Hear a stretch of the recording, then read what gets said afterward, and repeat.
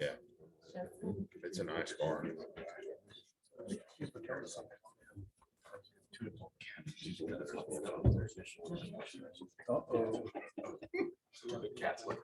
What are you? He's gonna grow though. So you better be nice. All right. Thank you. We are good to Zoom. So at this time, I'd like to call to order the regular city council meeting for June 19th, 2023. The time now is 6:04. And our invocation will be led by Pastor Tommy Robertson from Real Life Ministries. Please rise. Let's pray together. God, today, we're grateful to be here.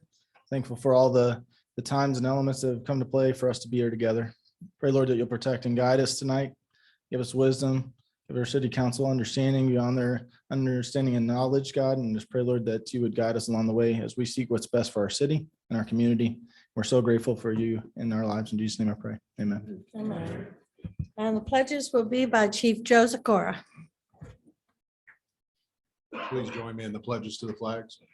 I pledge Allegiance to the flag of the United States of America and to the republic for which it stands, one nation under God, indivisible, with liberty and justice for all. And the Texas flag.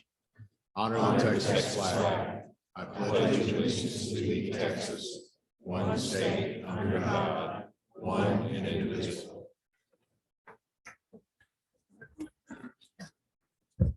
Thank you. Thank you for being here. So, our next item is going to be public comments and receipt of petitions. At this time, anyone is allowed to speak on any matter other than personnel matters or matters under litigation for a length of time not to exceed 3 minutes. No council board discussion, no questions, no action may be taken until such matter has been placed on the agenda and posted in accordance with the law. May have anyone signed up to speak for the 3 minutes? I have Tina Salem. Okay. State your name and address, please. Tina Salem, 1310 Pine Trails, Tomball, Texas, 77375. I'm here to talk about the tennis courts. I know that there have been pickleball people asking to convert the tennis courts into pickleball courts, but we have 5 leagues that play out of the Tomball courts. So we have a league every day of the week, which constitutes 9 teams.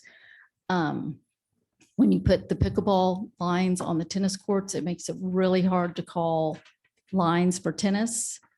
And according to the USTA, if there were lines to be put on the courts for pickleball, they have to be a certain color, certain shade. The city did ask if pickleball could use the courts for a tournament they were having, and they were told one time that they could use it for that tournament. They have since been going on and using not the right tape. The city said leaving tape residue on the courts, which not using the proper tape could pull the surface off of the courts. They're also cutting the straps on the nets because pickleball nets and tennis nets are not the same height. And then I had tennis people texted me Monday evening when I was in a meeting that they couldn't get on the courts because they were full of pickleball people on the courts. So, and we even have some night leagues that play out of Tomball. So the tennis community here in Tomball is requesting that we leave our 4 tennis courts as tennis only. I was sent a text today that the Woodlands just put in 8 tennis courts, pickleball courts that are almost finished to use. And I know the city is also getting ready to build 4 more pickleball courts, which will be great for them to use. So, and I have documentation of all the calendars of when we have leagues playing on the courts. And of course, we have the reservation system because the reservations. We've been having to reserve the tennis courts for like the last 10, 15 years to the tune of like $750 in the spring and $750 in the fall, and then about $400 in the summer to be guaranteed that we have those court times. So thank you all so much for your time. Thank you. Okay, anyone else? Henry Reed, Name and address, please. His name is Henry Reed, 11102 Old Mint House Lane here in Tomball. I'm here to speak on behalf of the Tomball Community Center. Mainly just to thank you for the support you give to the Tomball Museum Center through the hot funds and through other funds you support us also. With hot funds this year, we were able to build a cover over our sawmill, and we have plans to paint both the Griffith House and the schoolhouse. We have a pretty exciting year. It's been a growing year for us. We've done a lot of different things. We've had a kids' day, which we had about 24 kids there that came and enjoyed old time games and stuff. We set it up for old time games, made things for them. We have our antique car show, which y'all support us last year, and we're planning on having that again this year. Of course, we always have the candlelight tours. The big thing we've been doing this is our oral history project. We've been taking various members, old time Tombolians, such as your mayor, to interview and recording this. And these recordings are available either on YouTube under Tomball Museum Center or through our website. Everyone lasts somewhere between 45 minutes and an hour and a half, but they're very interesting, all the history that's there. We're hoping to capture that. And it's in conjunction with the Lone Star College. I want to thank you for your support again, and hope that I know we have a couple of you that are members of this museum, and I'd like to encourage you all to be members of the museum. We can use all the help we can get. Thank you, Laura. Thank you so much. Can I comment on that old town, that old? No, I'm just kidding. I'm proud to be an old Tombolian. next we have Randy Byer, but she would like to speak on item number 5. So she went. Oh, okay. Hello, everybody. Brandy Byer, 20331 New Kentucky and Hockley, 77447. I'm here to talk about Tomball Night. It is on the calendar for August 4th, and we couldn't do it without the support of you guys and your staff. You have amazing police, fire, EMS, as well as the public works guys who we all know are amazing. So it is that time to get the request in for support for services. And we just want to thank you all for all of your past support, and know that it's going to be a wonderful hot night, as it always is on Tomball Night. And we hope to see y'all out. So thank you. Thank you. Thank you. Next, I have Russell Hill.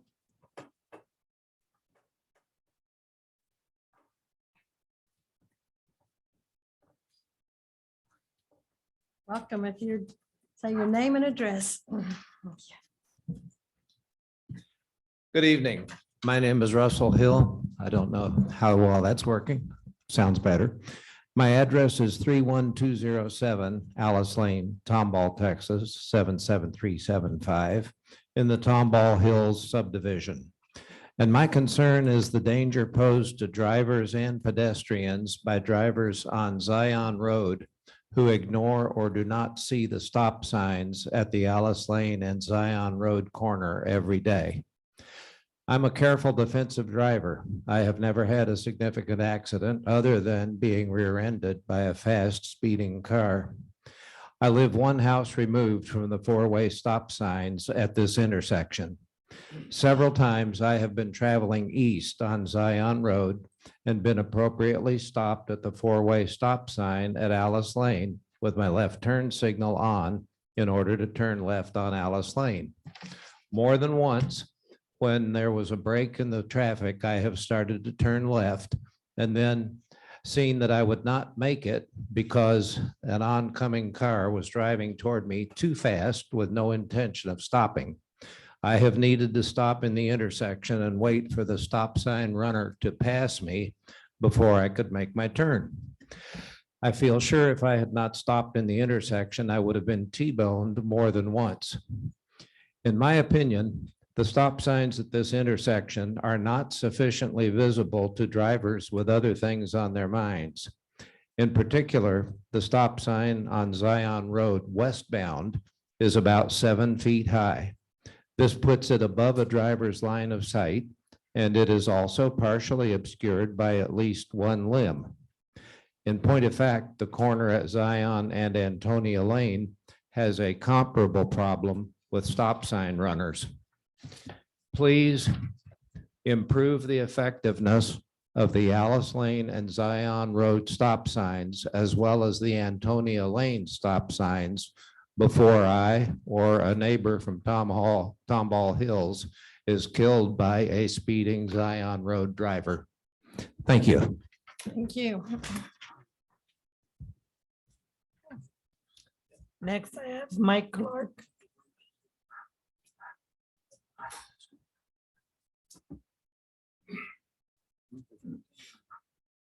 Good evening. My name is Mike Clark, 519 East Huff Smith, Tomball, Texas, 77375.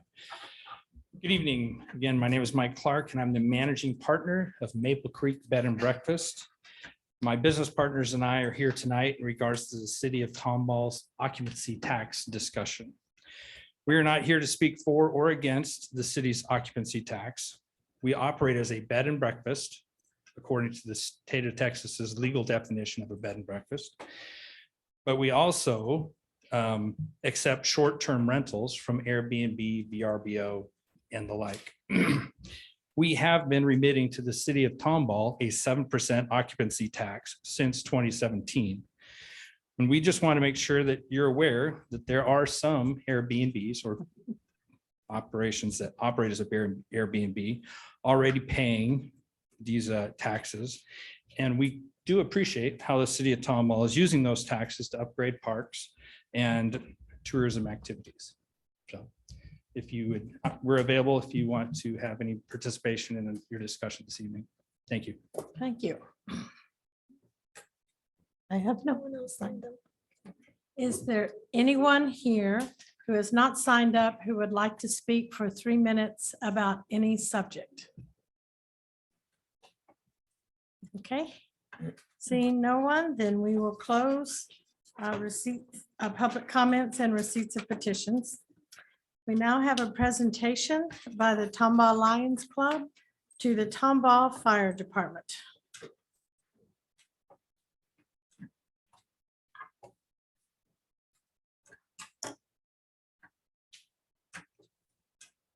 Good evening, Mayor and Council. Tonight, the Tomball Lions Club is donating $2,000 to help restore an older police department cart that will be used as our special events cart.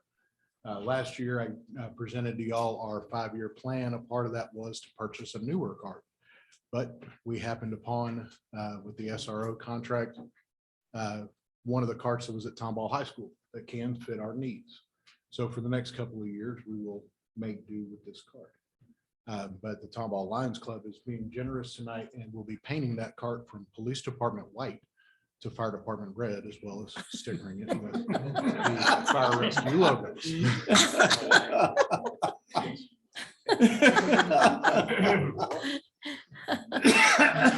Would you like to say anything? Okay. He signed the check, but I was trying to say, Hey, Joe, we heard there, Joe, we're gonna leave it white, turn it into your Chiefs car. good. With a red stripe.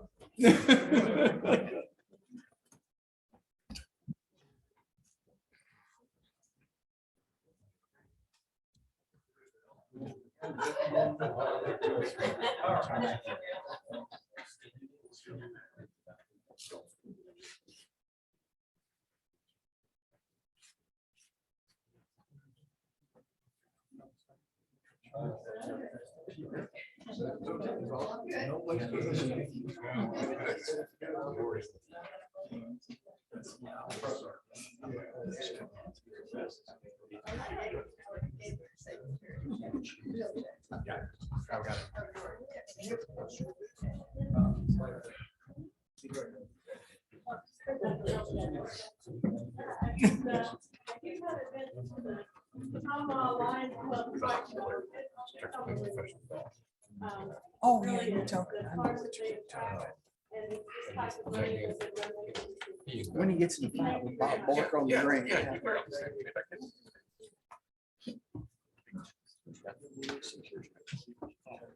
I can't think.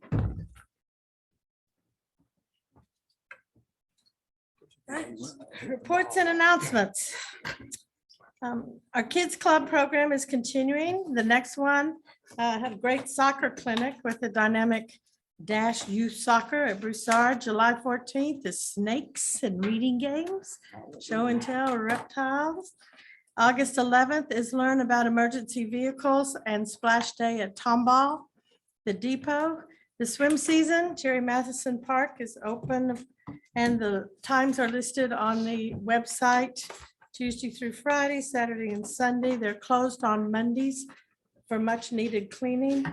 So May 30th was when the season started and it'll end August 13th. But there are end of season times that are going to be on either the hours. So really they'll be able to swim through September 4th. September 4th. Reports by city staff and members of council about items of community interest of which no action will be taken. Next item, Jessica, presentation of and information on our. Can I get a legal response on this, please? Because the reason I'm asking is because right above it says no action will be taken, but then on item number 1, it talks about possible direction. And if everybody remembers, a few months ago, we had a developer come before us that wanted to give us a presentation on their development project and wanted direction. And we were told we were not allowed to give them direction during this time. And my question is why these 2 items are here and not actually in the agenda. So could I get a legal? I can't tell you why they're here rather than in the regular agenda, but I can tell you that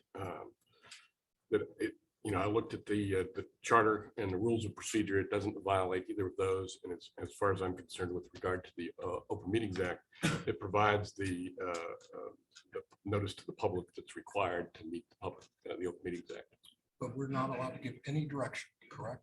Well, it does say direction on the first one. But right So- above it says no action, or and to me, direction is action. In my opinion, direction is not official action because there won't be a vote. It'll just be feedback.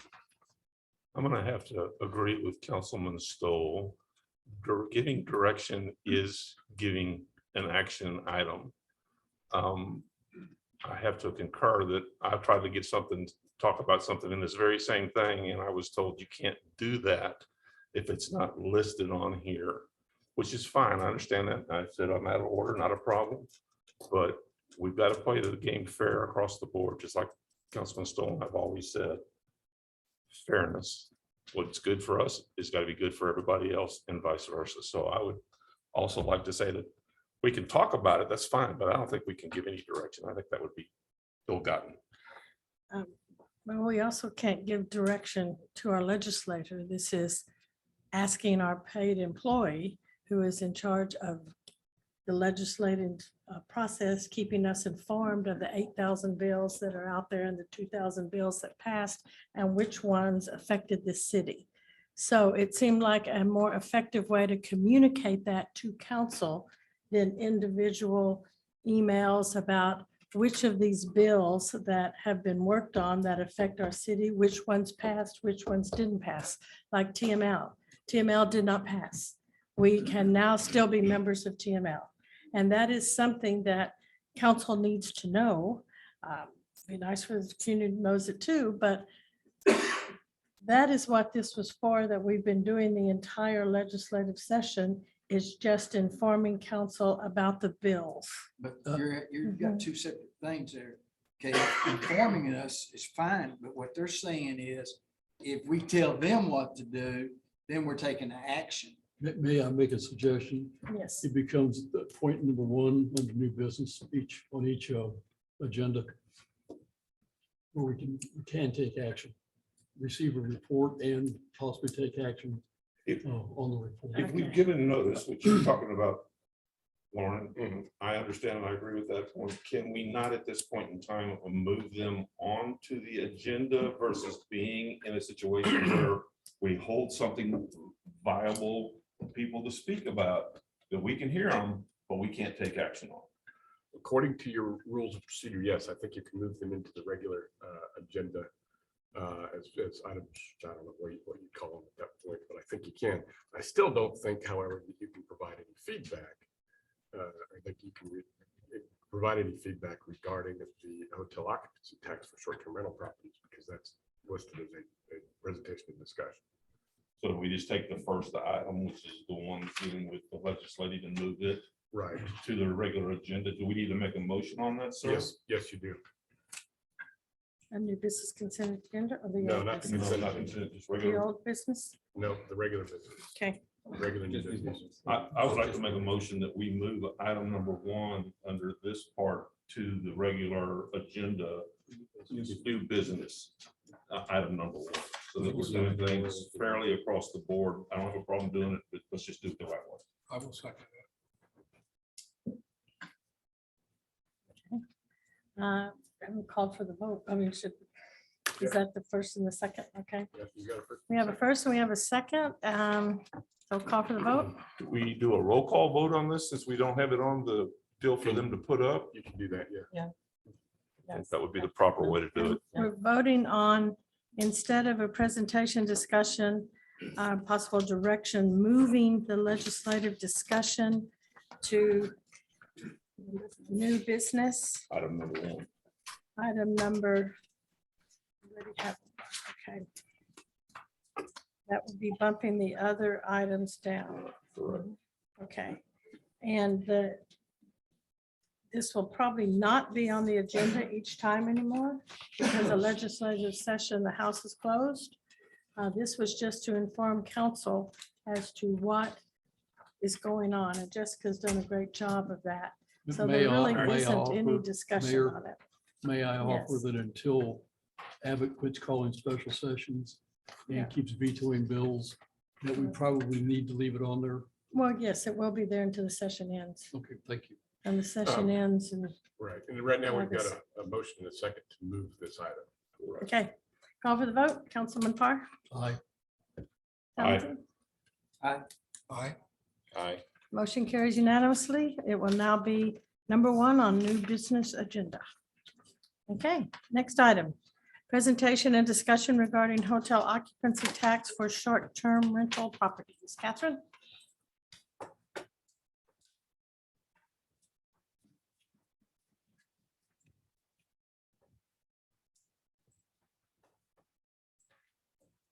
Good evening, Mayor and Council. This evening, I have for you a presentation regarding hotel occupancy tax for short-term rental properties. Looking at our current state, back in 2006, we adopted an ordinance to establish the city's hotel occupancy tax of 7%. And that, in that ordinance, it also defines short-term as less than 30 days. And then you can see the definition of a hotel includes sleeping accommodations for consideration, including a hotel, motel, tourism home, tourism house, tourism court, lodging house, etc. So it includes a lot of things. And then we receive the legal opinion of our city attorney, and that also encompasses short-term rental properties such as Airbnbs, BBROs, the houses that are available for short-term rentals. So currently, we are collecting hotel occupancy tax from 10 hotel motels and 1 bed and breakfast facility. And then we also have been receiving, although not enforced, short-term rentals have been remitting hotel occupancy tax. And we receive those on a quarterly basis through our third-party service provider Avenue, and then they remit those payments to the city. Oops, sorry, missed the slide. And what we are proposing, since our ordinance currently covers short-term rental properties, we would like to expand hotel occupancy tax to those properties and utilize our current vendor Avenue for that. So they would go through and we have actually on the line, she'll provide a separate presentation of their services and what they do, but they will identify these short-term rental properties, collect the hotel occupancy tax from those operators, and then monitor as additional short-term rental properties pop up on the radar. They'll be able to reach out to them to make sure that they are remitting and we collect hotel occupancy tax. And then also they'll provide periodic audits. We do this right now with our hotels and motels just to make sure that the hotel occupancy tax is calculated correctly and it's being remitted for the correct amount. So those periodic audits would also extend to our short-term rental properties.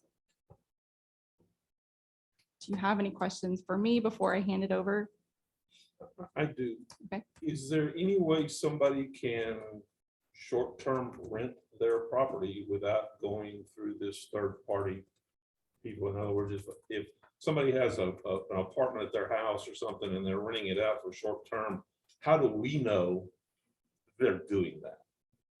So that's what our vendor will go through. They monitor, I believe it's 30 websites. So if it's advertised online for rent Okay, in a short-term, for a short-term period, then they'll be able to collect that so information. they're actually going to be monitoring what's being put out Correct. by those folks who are choosing to do that with their properties. Okay, thank you. I just didn't know how it's done. What if they choose not to do it? What's the penalty? To not comply with our ordinance. The teeth you put into it. Is it $2,000 a day fine? Yeah, That's typically. up to. Yeah. Up to a $2,000 fine? Mhm. Yeah. And if it comes down to it, you can file a lawsuit, place a lien on it. That happens sometimes. Okay, yeah. Yeah, it's, there's no reason not to comply because it puts our hotels in parity with short-term rentals.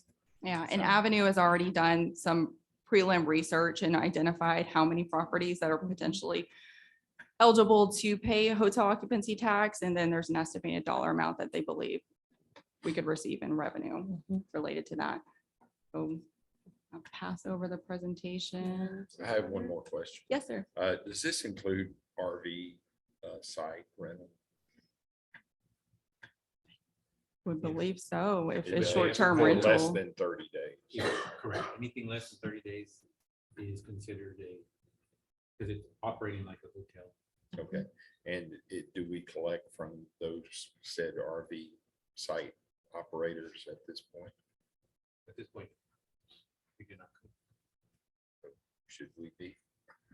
Yes, which is the purpose of this. Okay, so that'll start being enforced. That will bring in another layer of code and compliance Mhm. because RV's set up for is in conflict. So it would be good to get that report of those because yes, we can collect it.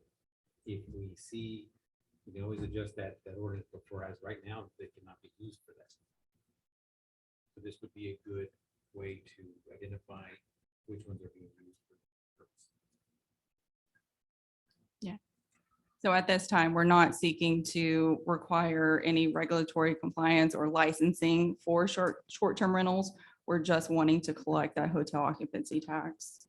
Because I know when we go to Galveston, we're tacked on with a So, hot tax there. you know, for rent by owner and Airbnb automatically put that in there when you rent. But Which is they do collected. distinguish if you're a long-term rental, say 6 months or something like that, then you don't pay that.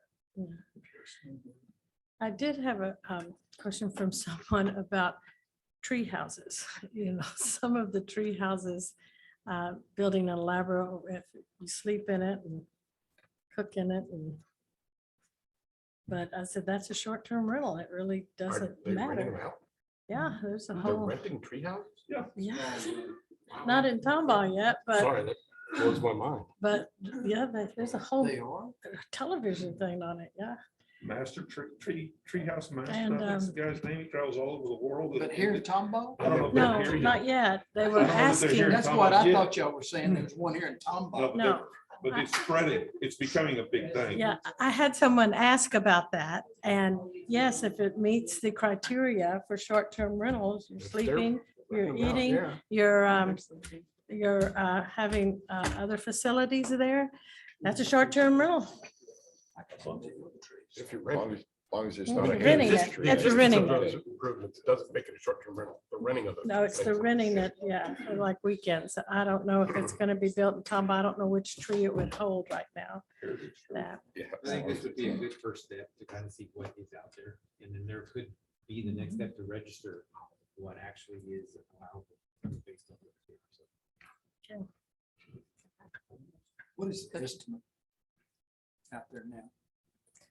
it is in this presentation, I believe, isn't the projected? Yes. So, Well, I thought I looked at it, and I didn't see the estimate of the amount. no, of in rentals the out there. presentation that Avenue is about to do.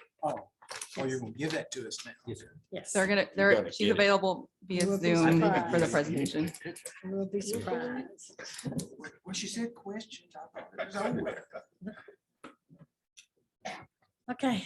She turned on. Oh. you- She's on. I'm here. Can you hear me? You muted. She's on mute. Are we mutual? Are you able to hear me? I can hear her over here. Maybe raise the volume on the TV.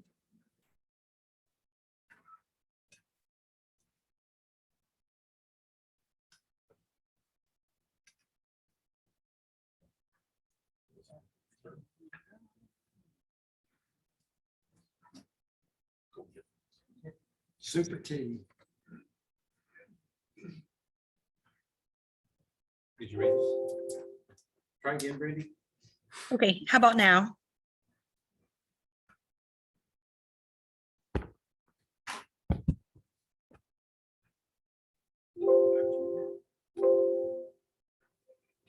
Okay, how about now? Can you hear me now? Is that Verizon? Sorry about that. I feel like one of those cell phone commercials. Can you hear me now? Take the microphone and put it on the desktop.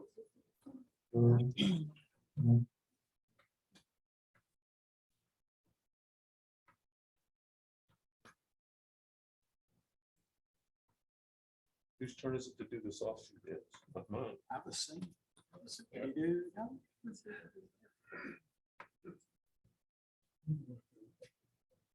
No, I don't know what it is. Okay, how about now? Okay, can you hear me now? You want to put your microphone on that? That's weird.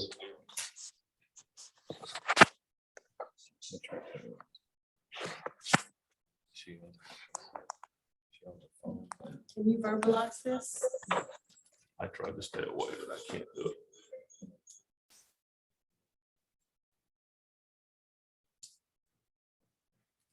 You need a round of we will rock you or something.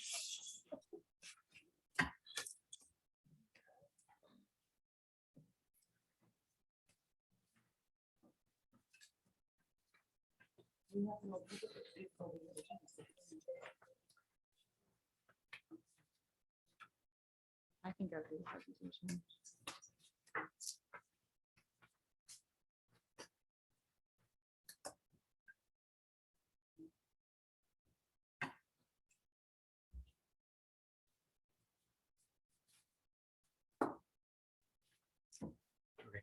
I'll go through. it. Jimmy, go through. it. Yeah. Okay. Okay, so we're not the only city. The other cities are having issues with short-term rentals and therefore they're doing more regulatory compliance and enforcing licensing. So these are just a few of the impacts that short-term rentals are having on other cities. Oops. And then about Avenue, we currently use Avenue as our hotel occupancy tax for hotel occupancy tax collections, and they also offer other services. Okay, and then this is related to Tomball. So they did a heat map to show the active short-term rental properties that they've been able to identify within the city limits. So they've identified 93 with an approximate average nightly rate of $236. So equating to revenue at a 40% occupancy rate, that's approximately $250,000.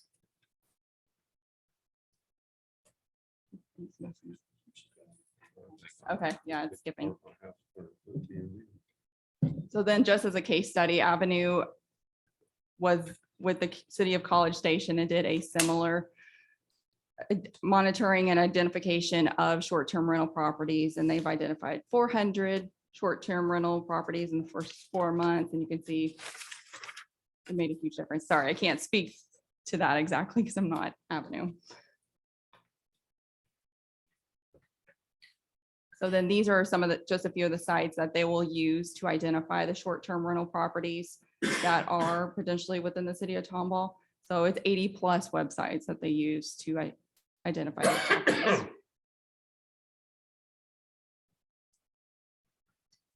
So then they've offered the full service administration to where the taxpayer would be able to go online, register an account, and then remit on a quarterly basis the hotel occupancy tax. So they make it very easy, similar to what they do currently for the hotels and motels. And then they'll ensure the compliance.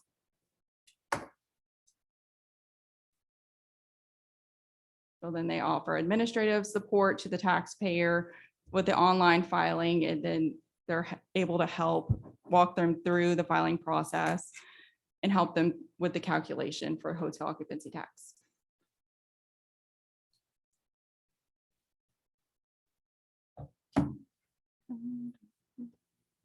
So then this is just the process that they do for auditing the hotel occupancy tax. Sorry, I was not prepared to go through this presentation. And then this outlines the discovery and recovery of non-registered STRs. Right now, we don't have any registered STRs. Technically, we do have some that remit every once in a while, hotel occupancy tax, but we don't have a full list of all the STR properties within the city limits. Hopefully you don't have any questions for me on that one. I've got a whole bunch, but I'll. Are you not able to hear me still? Okay.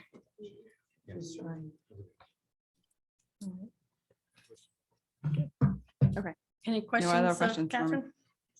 I apologize. I did not anticipate that happening. Thank you very much.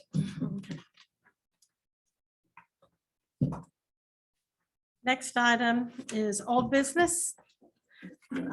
Adopt on second reading ordinance number 2023-18, an ordinance of the city of Tomball, Texas, amending section 2.326 of its code of ordinances designated of Division 2 Records Management Officer of Article 5 Records Management of Chapter 2 Administration, providing for severability, making findings of fact, and providing for other related matters.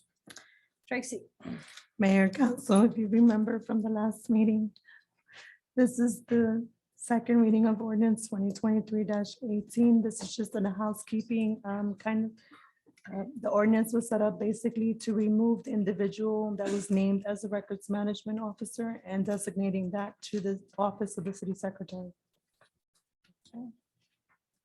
So is there a motion to adopt second reading ordinance number 2023-18? So moved. Second. Okay, discussion? Okay, let's call for the vote.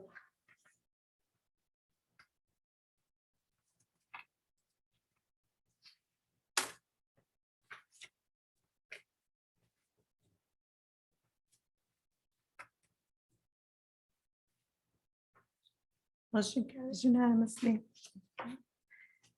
The next item is the new business consent agenda. All the matters listed under the consent agenda are considered to be routine and will be enacted by one motion. There will be no separate discussion of any item unless this item is removed from the consent agenda, and then it will be considered separately. Information concerning consent agenda item is available for public review. There are 7 items on the consent agenda. Is there anyone who wants to remove any of these items from the consent agenda? I'd like number 3 to be removed. Number 3, okay. We're not presenting to the citizenry through the, It's consent agenda. I know that. We're supposed to have something up on the boards. We're gonna work on it. Yeah. Okay, thank you. Okay, since they're not on the board, should I mention these items or just go on? You certainly They are. can. Okay. They're there. Oh, You there got they them. are. They're on the board. Okay. So item 3 has been requested to be removed from the consent agenda.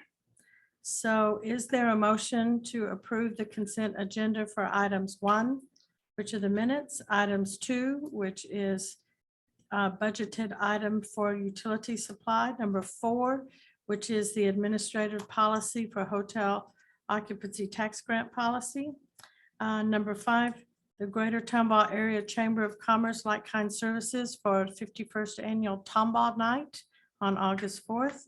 Number 6, authorize the city manager to approve budgeted item for personal protection equipment. And number 7, annual spending exceeding $50,000 in accordance with the purchasing and bidding policy, which is also a budgeted item for the budget 2022-23.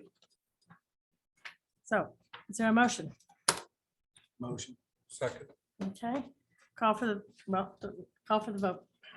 This is minus number 3, correct? Minus number 3, 1, 2, 4, 5, 6, 7.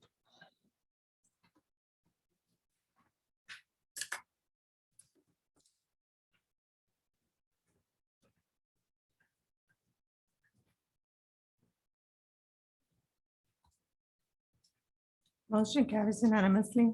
All right. We'll go back to item number 3, which to approve a contract with BNC Constructors LP through the IGPA contract for amount not to exceed $885,000. Approve the expenditure of funds therefore after authorize the city manager to execute.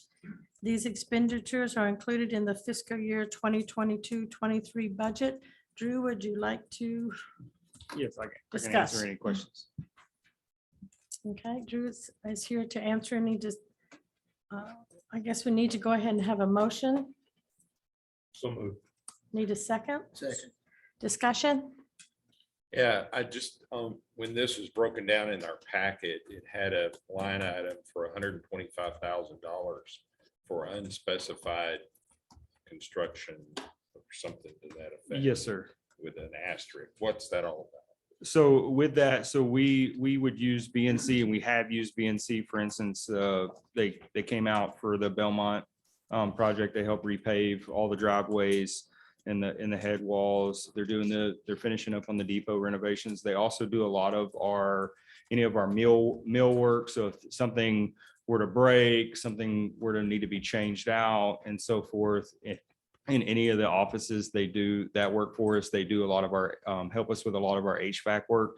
So really with the heat of the summer, we have the money in our budget, So in case something fails, so that's what that money is allocated for. So whether it's windows that break or start leaking, HVAC systems that break or start leaking, or there's some kind of issue that arises from now until October, that we have that money and now this will be approved for their 1 GPA contract, which we've already approved it for the depot renovations, that some of the, the HVAC replacements for one here at City Hall and the community center.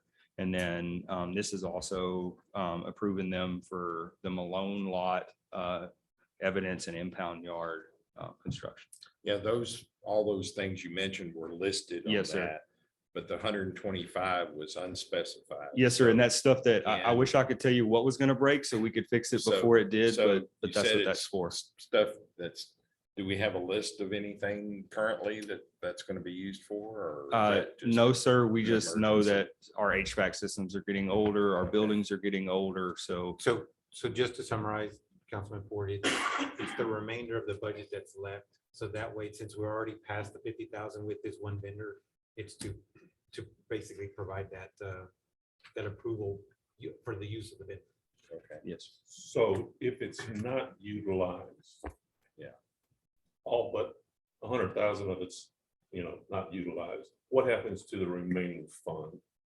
Does it come back into the general fund? Does it come back into into a fund that allows us to use it somewhere else, what could happen with the funding? So these types of contracts are done on a job basis. So the authorization for the, 800 and something thousand is if we need it.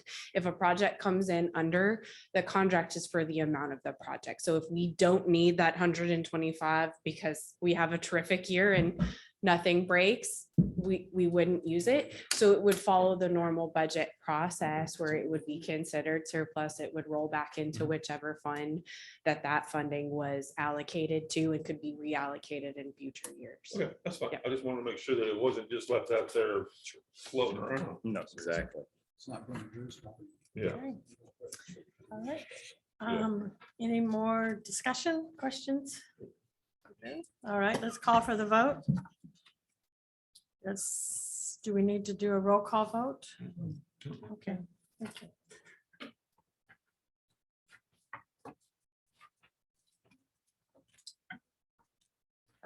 Motion carries unanimously. Okay. Next item is new business with Jessica. If you would come forward, please, and give us presentation discussion of the 2023 Texas legislative session and all of the items that were discussed.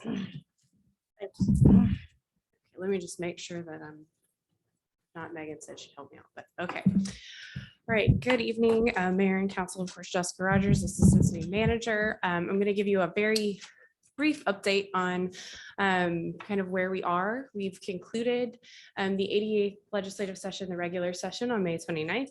Immediately, the governor issued a call for the first special session. The difference being with special sessions and regular sessions is that in the special session, they can only talk about the things that the governor calls them back to talk about. The first special session that is currently ongoing is related to property tax and border security. So while you might see bills get filed that are about really anything, those are the only two things that the legislature can discuss at this point. In the regular session, again, final kind of tally was 8,344 bills and joint resolutions. 1,258 bills made their way through the legislative process and are now either signed by the governor or sitting on the governor's desk. 230 of those bills had an impact on Texas cities in some capacity. The major themes, which we've talked about, is the introduction of the concept of super preemption, which is sort of the bills we've been talking about all along, where this broad swath of legislative authority over home rule cities. A lot of bills related to land use authority, and then a significant investment in water infrastructure and broadband infrastructure.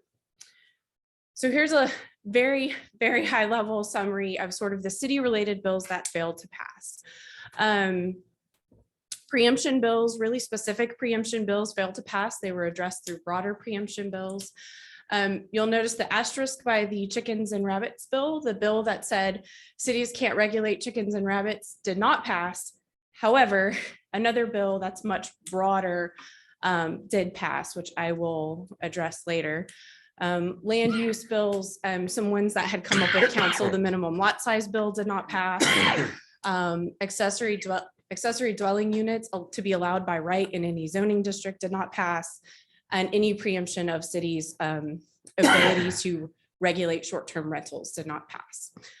The other one that you see up there with the asterisk is the 5% appraisal cap did not pass. That's why the legislature is back in session today, is because the House and the Senate did not come to terms on a property tax relief bill. And then under administration, the SB 175, which was the community censorship bill that the mayor mentioned earlier, also did not pass. So if I had to boil down those 230 bills to the 4 that will have the potential to have the most impact here in Tomball, these would be the 4 that I'd bring to your attention. House Bill 2127 is the super preemption bill. Essentially says that a city can't act in any section of law where they might be prevented under 8 codes of law. And the legislature decided to make the determining factor of whether or not a city is in violation of that statute lawsuits. So the guidance we got for that is simply to wait and see, because there is a 30-day notice provision in that in that bill that essentially anyone who feels like the city is in violation of that law, they have to be given a 30-day notice. We can then evaluate what section of code we might be in violation of, and then make a determination if we need to make a change or if we want to pursue that challenge. It's a pretty complicated bill. It's a pretty long bill. And so it remains to be seen what the impact of that will be. Senate Bill 2038 essentially made significant changes to the regulatory authority of cities in the ETJ, and created a provision by which residents can petition for release from the ETJ that did not exist before. At this point, no action can be taken by the city until a petition is filed from release. House Bill 1750. This was the bill I was referring to, the agriculture, rabbits and chickens bill. Essentially, this bill says that the city can't regulate any type of agricultural operation in the city without performing a significant study that demonstrates harm or a threat to life or safety. The interesting thing about this bill is that the legislature did not define what an agricultural operation was. They directed Texas A&M AgriLife Extension to define it. And while this bill goes into effect on September 1st, 2023, there is no indication that Texas A&M AgriLife Extension will have adopted what that is by that time. So we're sort of left hanging in the moment to figure out what that means. And then the final bill, 3699, provided for significant changes to the review process for plats and plans and what can be required by cities in that process. Some of the parts of that bill are really good, some are not so good. It's a very, very complicated bill, and Jared and I talked about it for some time today, and made significant changes to the chapter where that is plats and plans are regulated. And so we're still parsing through all of the elements of that bill. So we are reviewing our policies and processes to see what might be affected. Noteworthy also passed. These are just some other ones that we've talked about along the way. Some interesting ones. An increased prohibition on value-based city fees. So there are certain types of public work infrastructure and construction permits that can no longer be value-based. They have to be cost of service-based. An interesting override of local juvenile curfew ordinances. So cities can no longer adopt juvenile curfew ordinances. TikTok has been banned on all city devices. And then there were significant reforms, pretty good reforms to the Public Information Act that really clarified some confusing elements of that.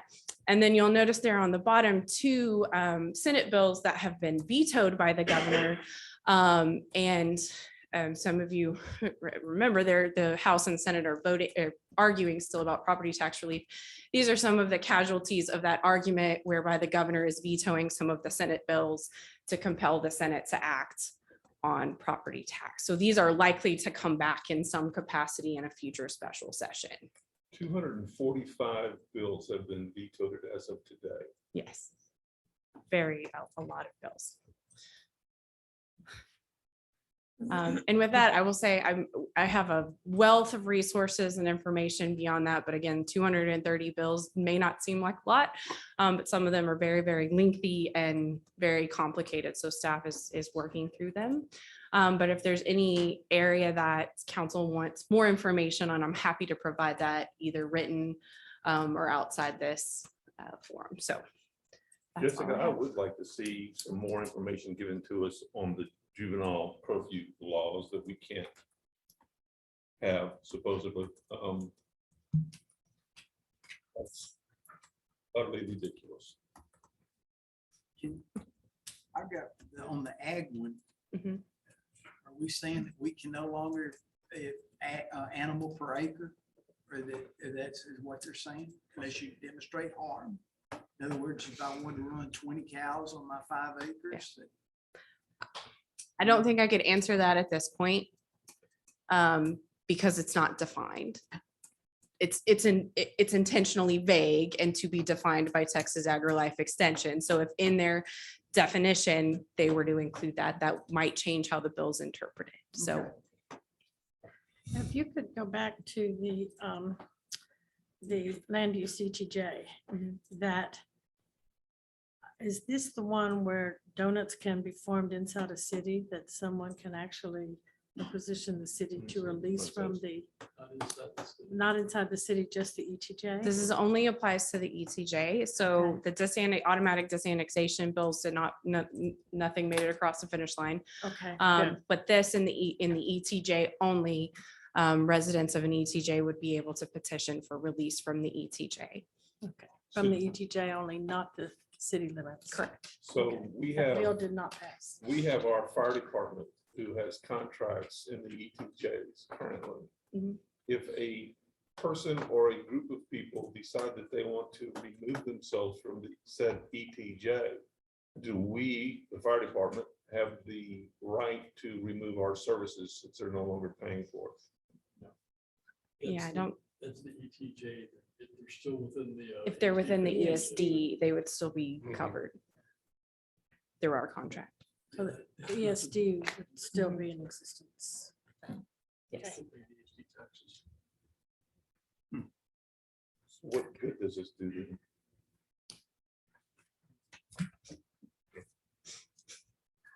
That's a great question. I don't know.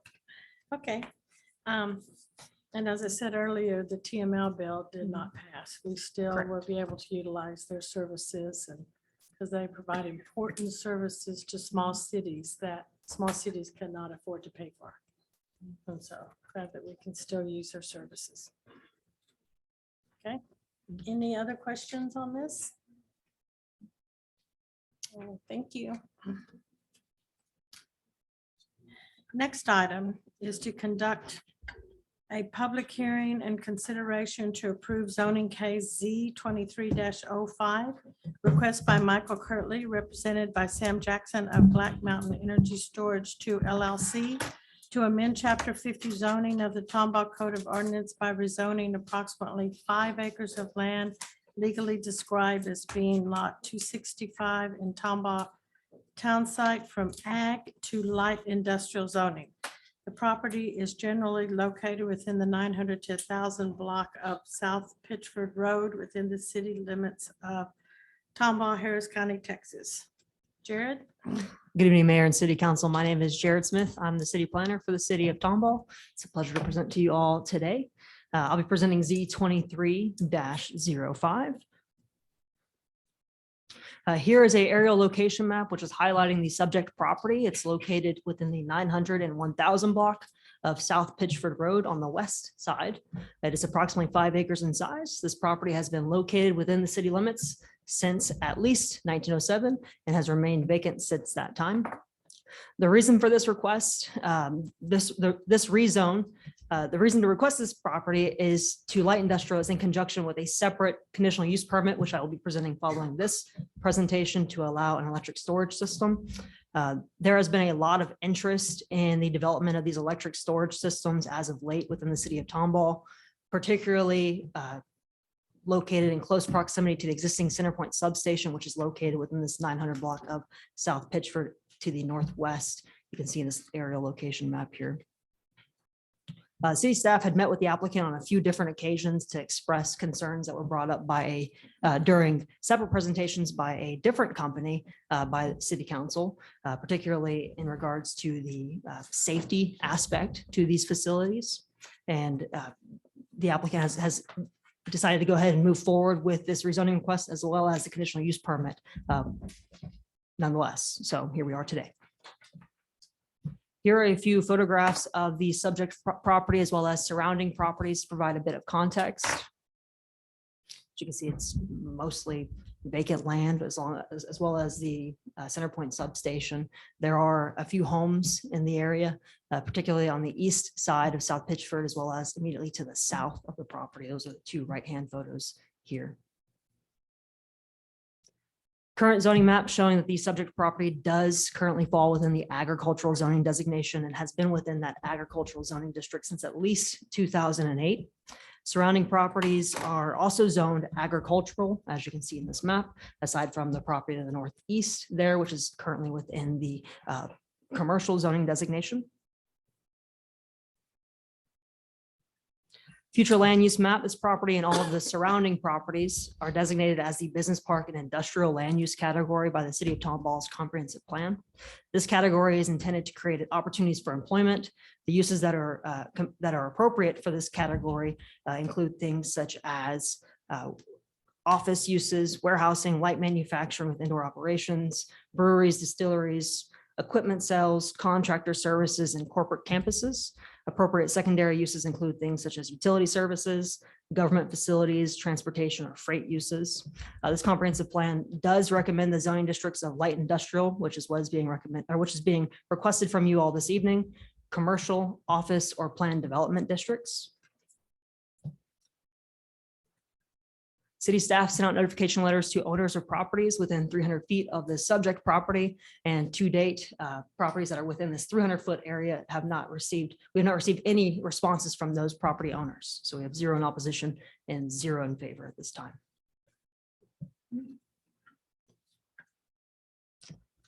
The request to rezone the subject property to light industrial is in direct alignment with our future land use plans objective of establishing the business park and industrial land use category at this location. It is worth noting at this time, we are considering only the zoning of the property to light industrial and not the proposed use of the property for an energy storage system. That's the very next case that we will be presenting. But the Planning and Zoning Commission did consider this case on May 8th of this year. And during that meeting, the commission voted to deny that request. And city staff is recommending approval to you all due to the fact that it is consistent with our comprehensive plan. Thank you. Okay. Thank you, Jared. We will now hold the public hearing. It is now 7:05 PM and we will open the public hearing. Is there anyone wishing to speak on this issue? I don't have anyone signed up. Is there anyone who wants to speak for 3 minutes on this issue? Is that possible? Can we do that? Yes. Yes. Okay. All right, seeing, please come forward and name and address. Oh, my name is Samuel Shannon. I live at 823 Lizzie Lane. And I was very confused by Jared said that he didn't get any complaints about that. And I know we sent in all the letters in saying that we didn't want this here. And I know all the neighbors around there, well, I confirmed with them, did y'all get the letter? And they said, yes, they did. And they didn't want this here. So I'm from Groove that he said he didn't get any complaints because there's definitely been complaints about it. Thank you. Thank you. Okay. Any other people wishing to speak? Please come forward, say your name and address. Hi, good evening all. My name is Catherine Meyer. I'm here on behalf of the applicant. To clarify, this particular matter before you is just for the rezoning. So the notification area would have only been restricted to the 200 feet, I believe that's required, 300 feet. The larger notification area that was requested by council was the 2,000 foot that you'll hear during the next piece. We're very much interested in the public's feedback and look forward to hearing from the Shannon and others during the next period. As Jared highlighted, this is very much in line with Tomball's comprehensive plan. This area is expected to be a business park and industrial area. There are adjacent commercial and light industrial zoned parcels already, and the majority of the adjacent parcels to this one are utility infrastructure. The parcel to the west, northwest and north are all existing parcels owned by CenterPoint. The applicant desires for this rezone regardless of the result of the next application. So we appreciate your consideration of the landowner's request. Thank you. Anyone else wishing to speak on this matter? Okay, it is now 7:08 and we are closing the public hearing.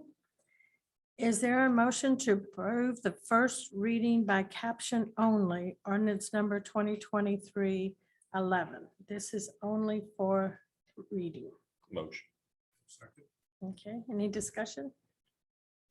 Call for the vote.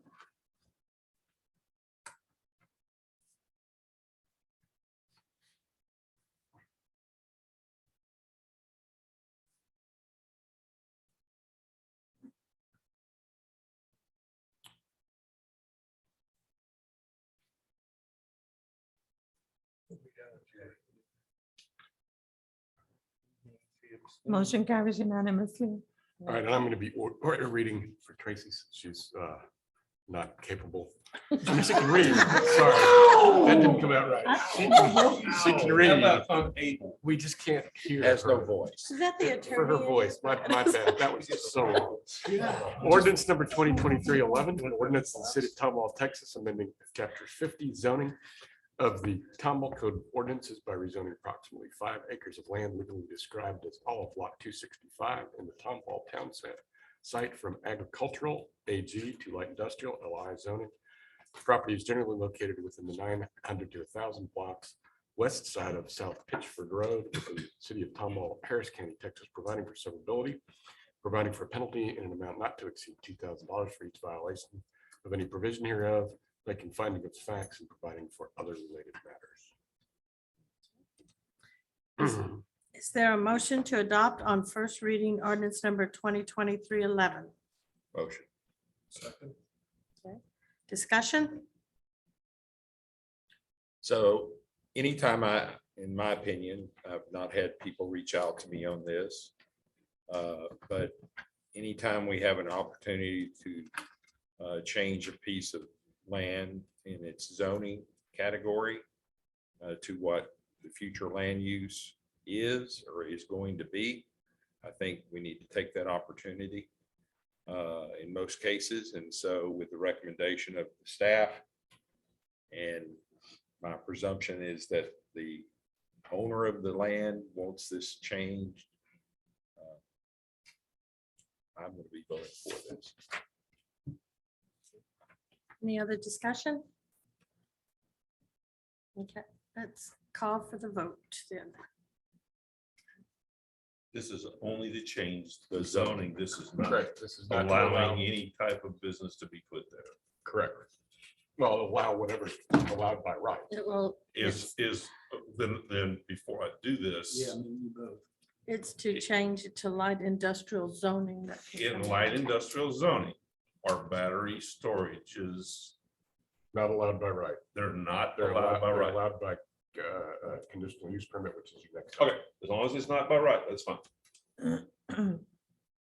Oh, did you, was that any other question? Okay. All right. Then let's call for the vote.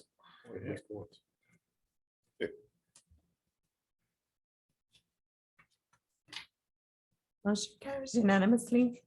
All right.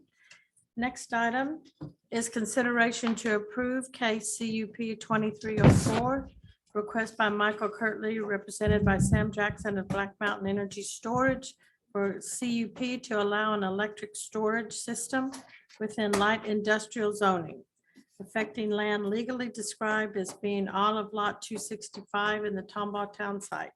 Property is generally located west side of South Pitchford Road. This, Jared?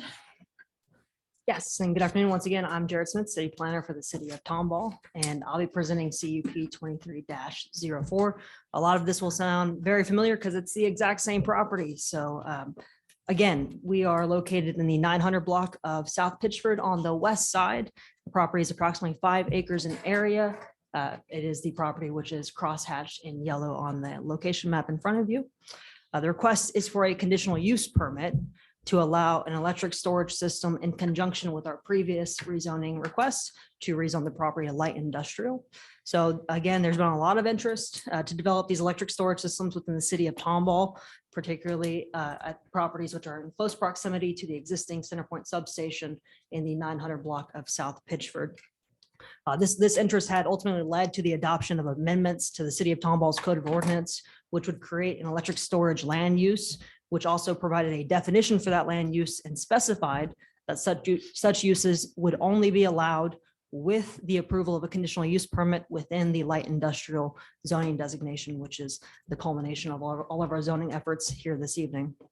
An electric storage system is defined as being one or more devices which are assembled together, capable of storing energy that allows power system operations and utilities to collect and store energy from the grid and discharge it at a future time to provide electricity when needed, such as to ensure adequate peak generation capacity and grid resiliency. That is the definition that we have adopted as a city.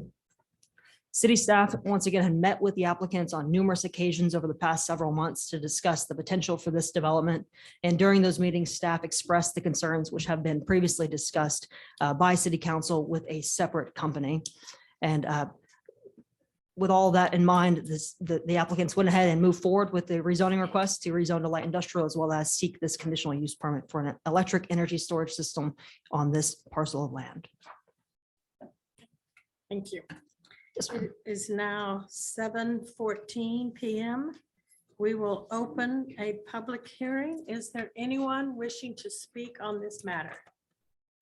I don't have anyone signed up. Is there anyone wishing to speak on this matter?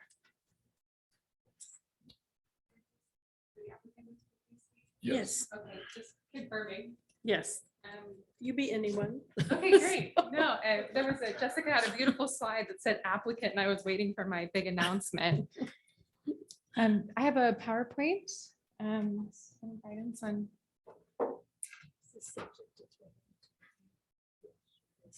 Okay, this is subject to 3 minutes, so. Really? Is it? No, actually, no, not. No, it's not. I'm sorry. Okay. Okay, Great. okay. I will keep it as brief as possible. Okay, hello again, everybody. As a reminder, my name is Catherine Meyer. I'm here on behalf of the Merchant Energy Storage Project. And first and foremost, I just want to say my thanks to staff. Jared's exactly right. His office has put in an immense amount of work discussing with us and making us aware of their concerns and standards for the city of Tomball. And we very much look forward to sharing those discussions with you and our suggestions of how best to make this a complementary and value add to your community. I'm joined here this evening by Sam Jackson, my colleague from Black Mountain, as well as my new friend whose name I'm suddenly forgetting in my nervousness, Derek Post from the Fire and Risk Alliance, who we specially flew in to make sure that we had a subject matter expert on any emergency services required for these projects here to answer any question you have on that matter. I'm going to ask Sam to come up and give an introduction to Black Mountain, and then I'll give you some additional information on why this project is so suitable for Tomball. Good evening, everyone. Thank you. Sam Jackson with Black Mountain Energy Storage. Should I give my address as well? Or Yes. 700 East 11th Street, Austin, Texas. So a bit about Black Mountain Energy Storage. Our parent company, Black Mountain, was founded in 2007 by Rhett Bennett. Originally, it was all upstream oil and gas activity. And then as we moved through the mid 2000s, there was a large energy transition in the United States. So a lot more solar and wind being implemented within our country. And as that renewable resources penetrated our electric grid, there was a greater need for, as Rhett identified, battery energy storage. So this energy transition application actually is a good complement to all forms of generation: coal, natural gas, solar, wind, et cetera. It's effectively in addition to existing substations in order to store and discharge electricity at advantageous times. As I'm sure we're all experiencing now, the heat wave going throughout our state especially, we've been told to curtail our energy, and these energy transition applications, namely battery energy storage, are a great way to make sure we have that added resiliency on our grid at the local level to ensure that when the grid is stressed, as it is right now, in fact, that we have that backup capacity to support folks.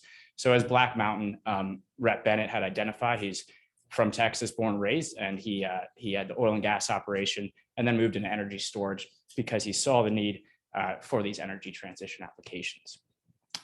As Jared went through, here's our target parcel.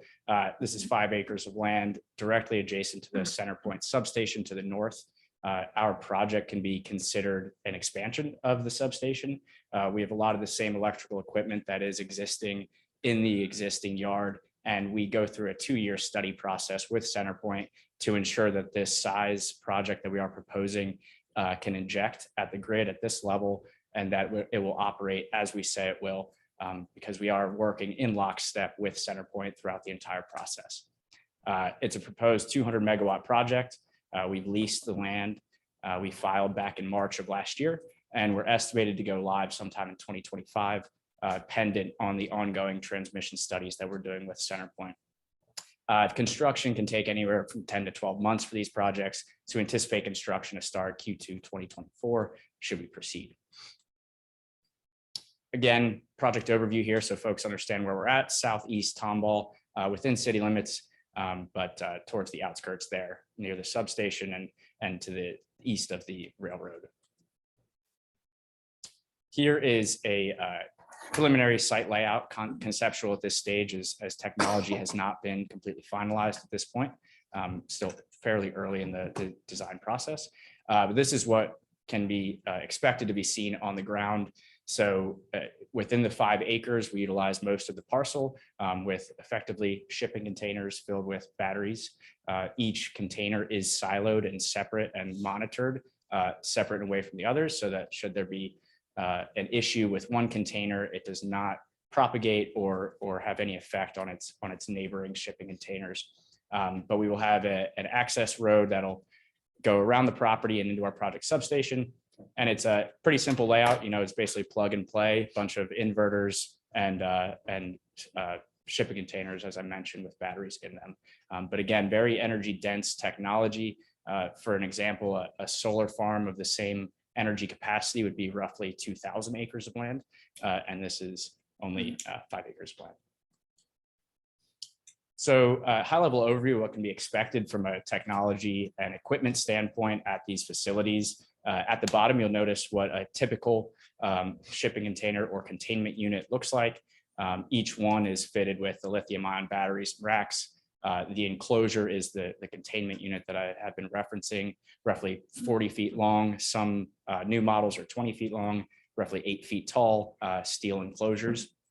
There'll be inverters on site. That is what's converting the electricity from the grid to the batteries and then back and forth. So they are bidirectional inverters.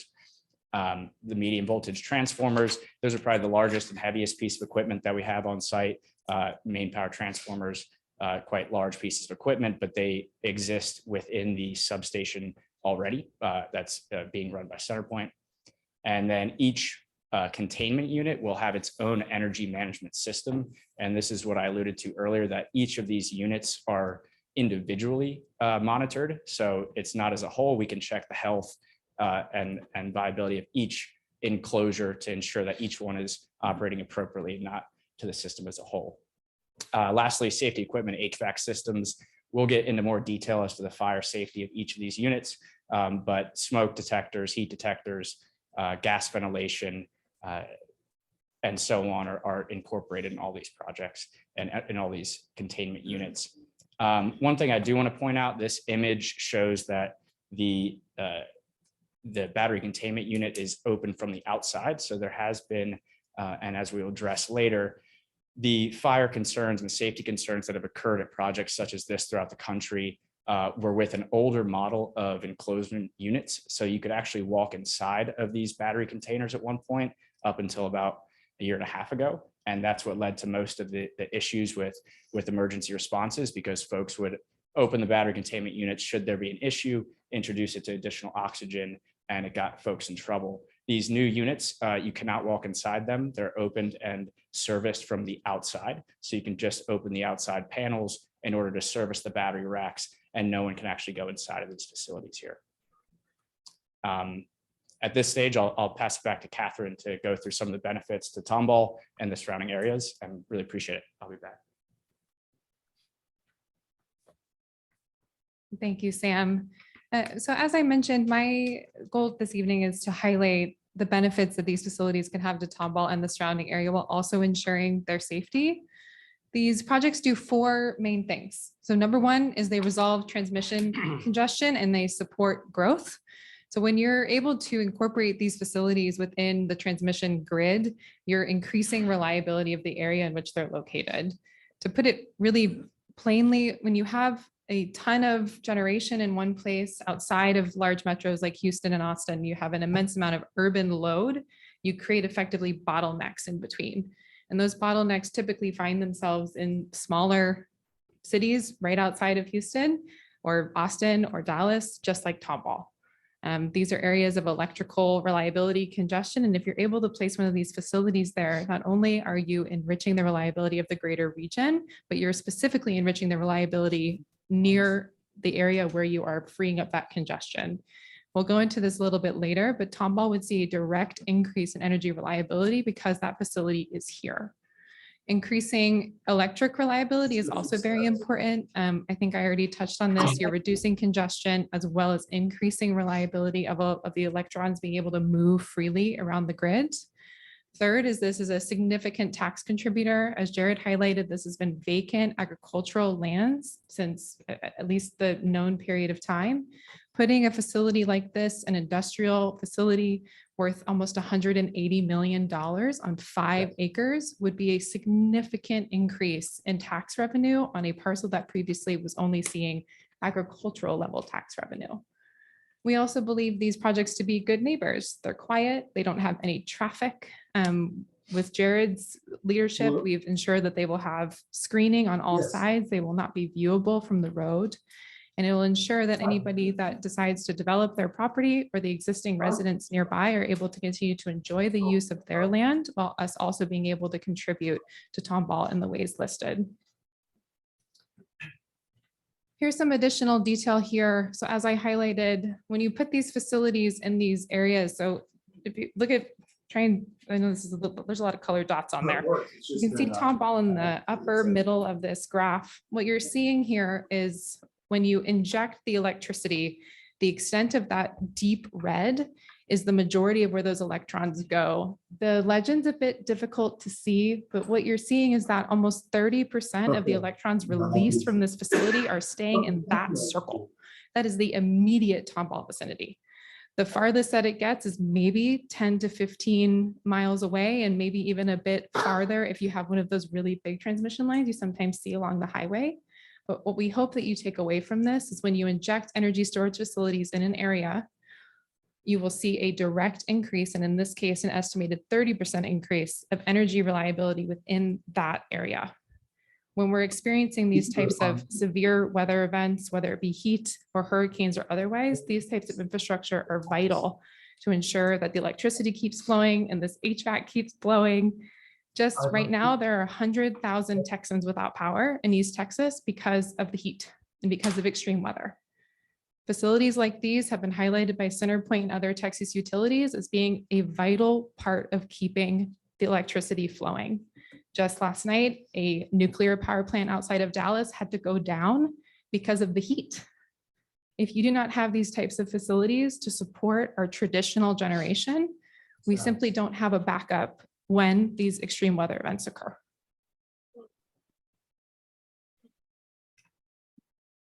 In the initial report from staff, they highlighted 5 things that were of the utmost importance to Tomball, the 5 things that they evaluate for whether or not we're suitable for being located here. And they are adherence to the comp plan, consistency with the zoning district, meeting supplemental standards, they're compatible with and preserve the character of the neighborhood, and they are not harmful to health or safety. I'll be asserting that we're meeting all 5. First, we fully adhere with the comprehensive plan as we highlighted in the previous zoning case. This property is designated as a business park and industrial by the comp plan. The inclusion of an energy storage facility in this area aligns with at least 3 of the city's goals outlined in the comprehensive plan, that being growth and capacity, land use and development, and economic development.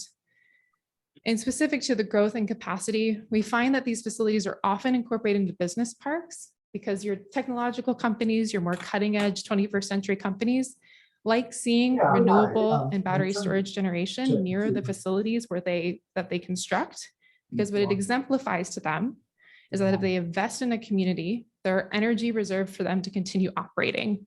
I'm speaking directly to data center operators, warehouses, logistics plants, Amazon distribution centers. They're very, very focused on whether or not they have the required energy and capacity to be located in a jurisdiction. The comprehensive plan also highlights that appropriate secondary uses of business park and industrial land use includes utility services, which we believe we are a part of.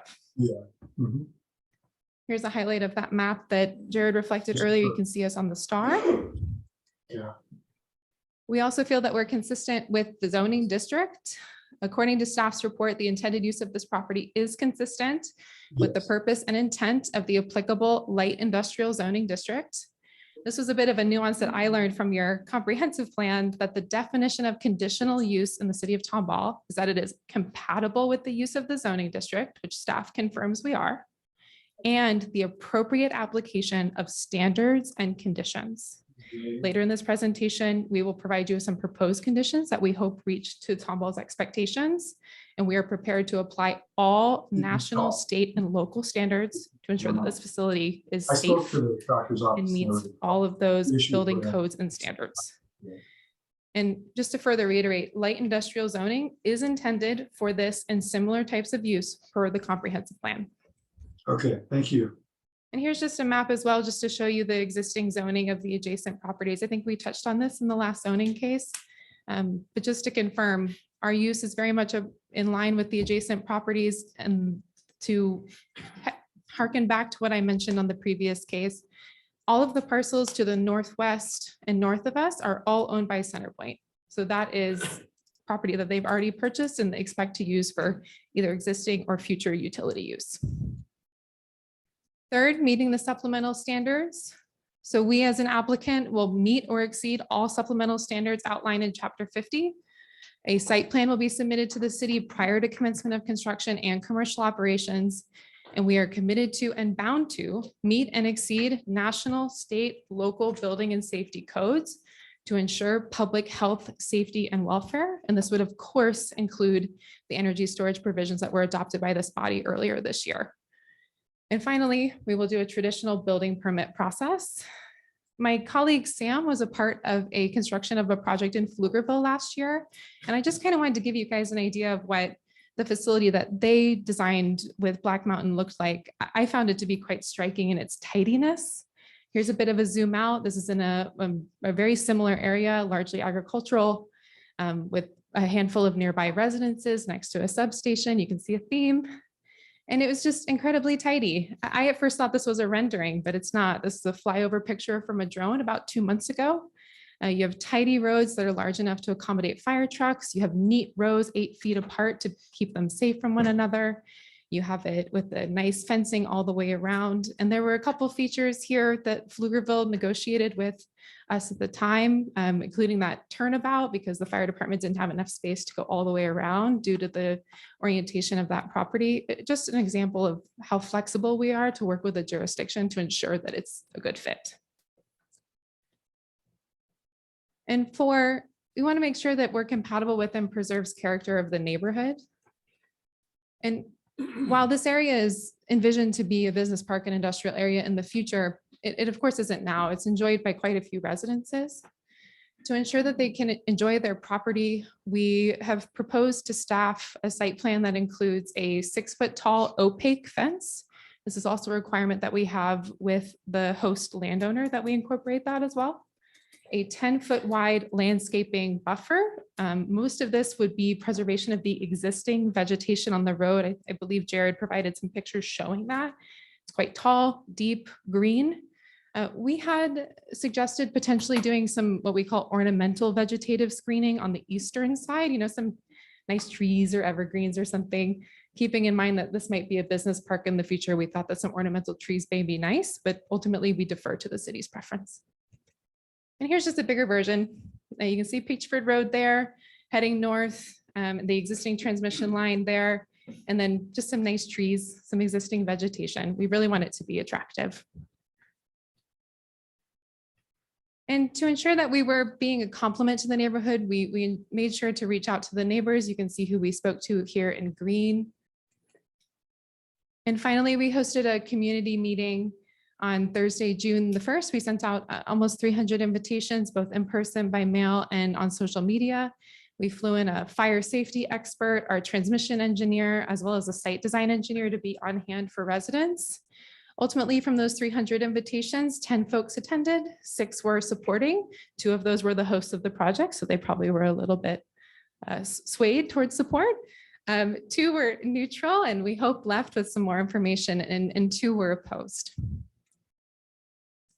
And to speak a little bit more decisively to not harmful to health and safety, I've asked Sam, as well as our colleague from the Fire and Risk Alliance, to speak to this. Our expert from the Fire and Risk Alliance, again, is a third-party firm that we've brought here to answer your questions. They are not aligned with us in any way and are only here to speak as a technical expert in support of your decision. Sam? So just as a reminder, again, flashing the site plan up here as a reminder of what the layout is and what we intend to use the property for. Some key safety features that are standard and that we intend to impose on this project and even exceed a lot of these standards are as follows. So number one is the layout separation distance. There's a national test, UL 9540A, in which they study your exact technology chosen and amount of equipment to determine how far apart these units need to be set in order to eliminate the risk of propagation, which is effectively fire spread. So in some instances, that's 8 feet. In other instances, it may be 10 feet in order to set these units far enough away from each other that there should be a fire event, that the fire cannot propagate from one unit to the next. Module and rack enclosures. This is touching on what I spoke about earlier. This is the steel enclosures that each of the battery containment units is located within. And then on the cell level, there's steel modules holding the batteries as well within the larger steel containment unit.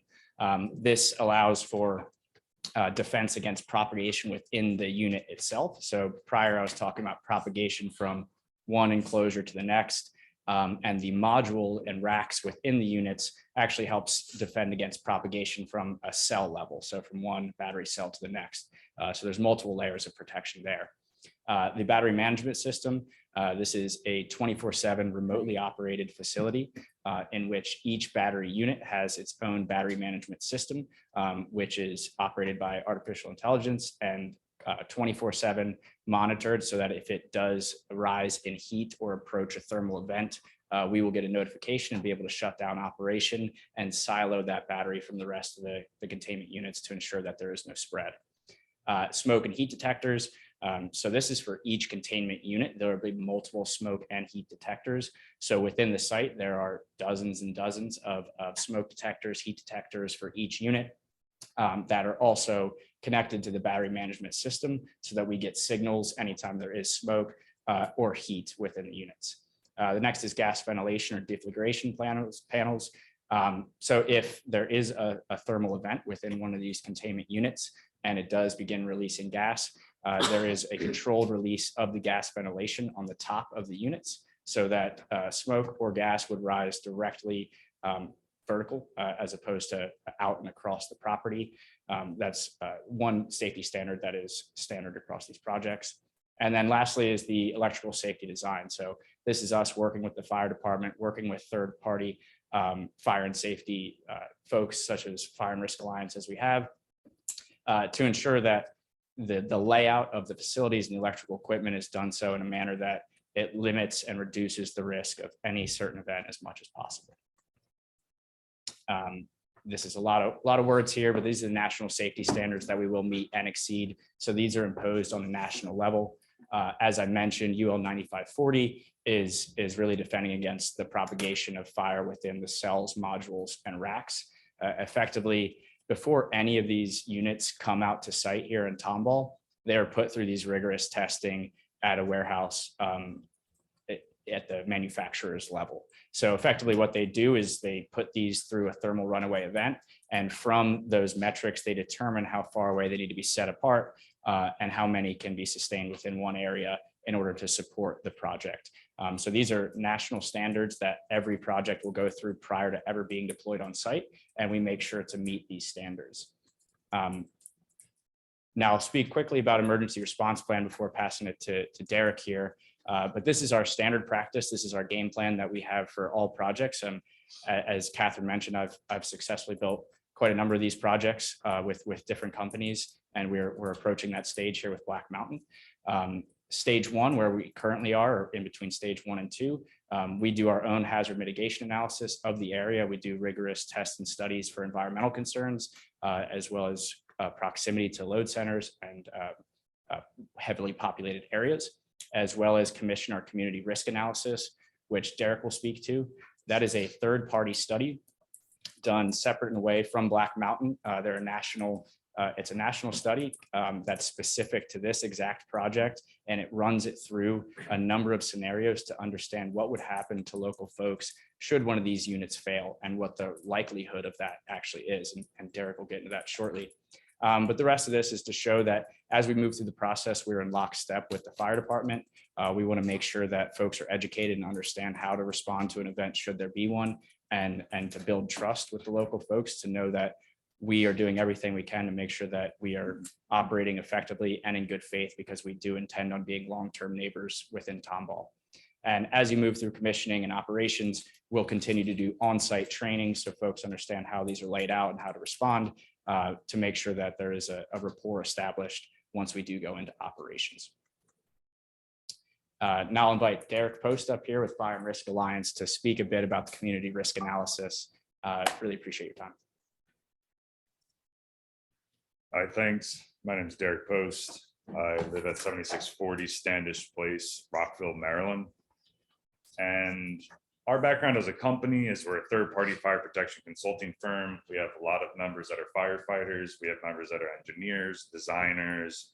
We physically test batteries as our stapled item right now. We dissect the batteries, we set them on fire, we look at their flame signatures, their off-gassing signatures. We have a flame lab and a smoke lab in Rockville, Maryland, where we measure the quantities of gas and smoke that come off of different things. That happens to be batteries right now as our primary focus.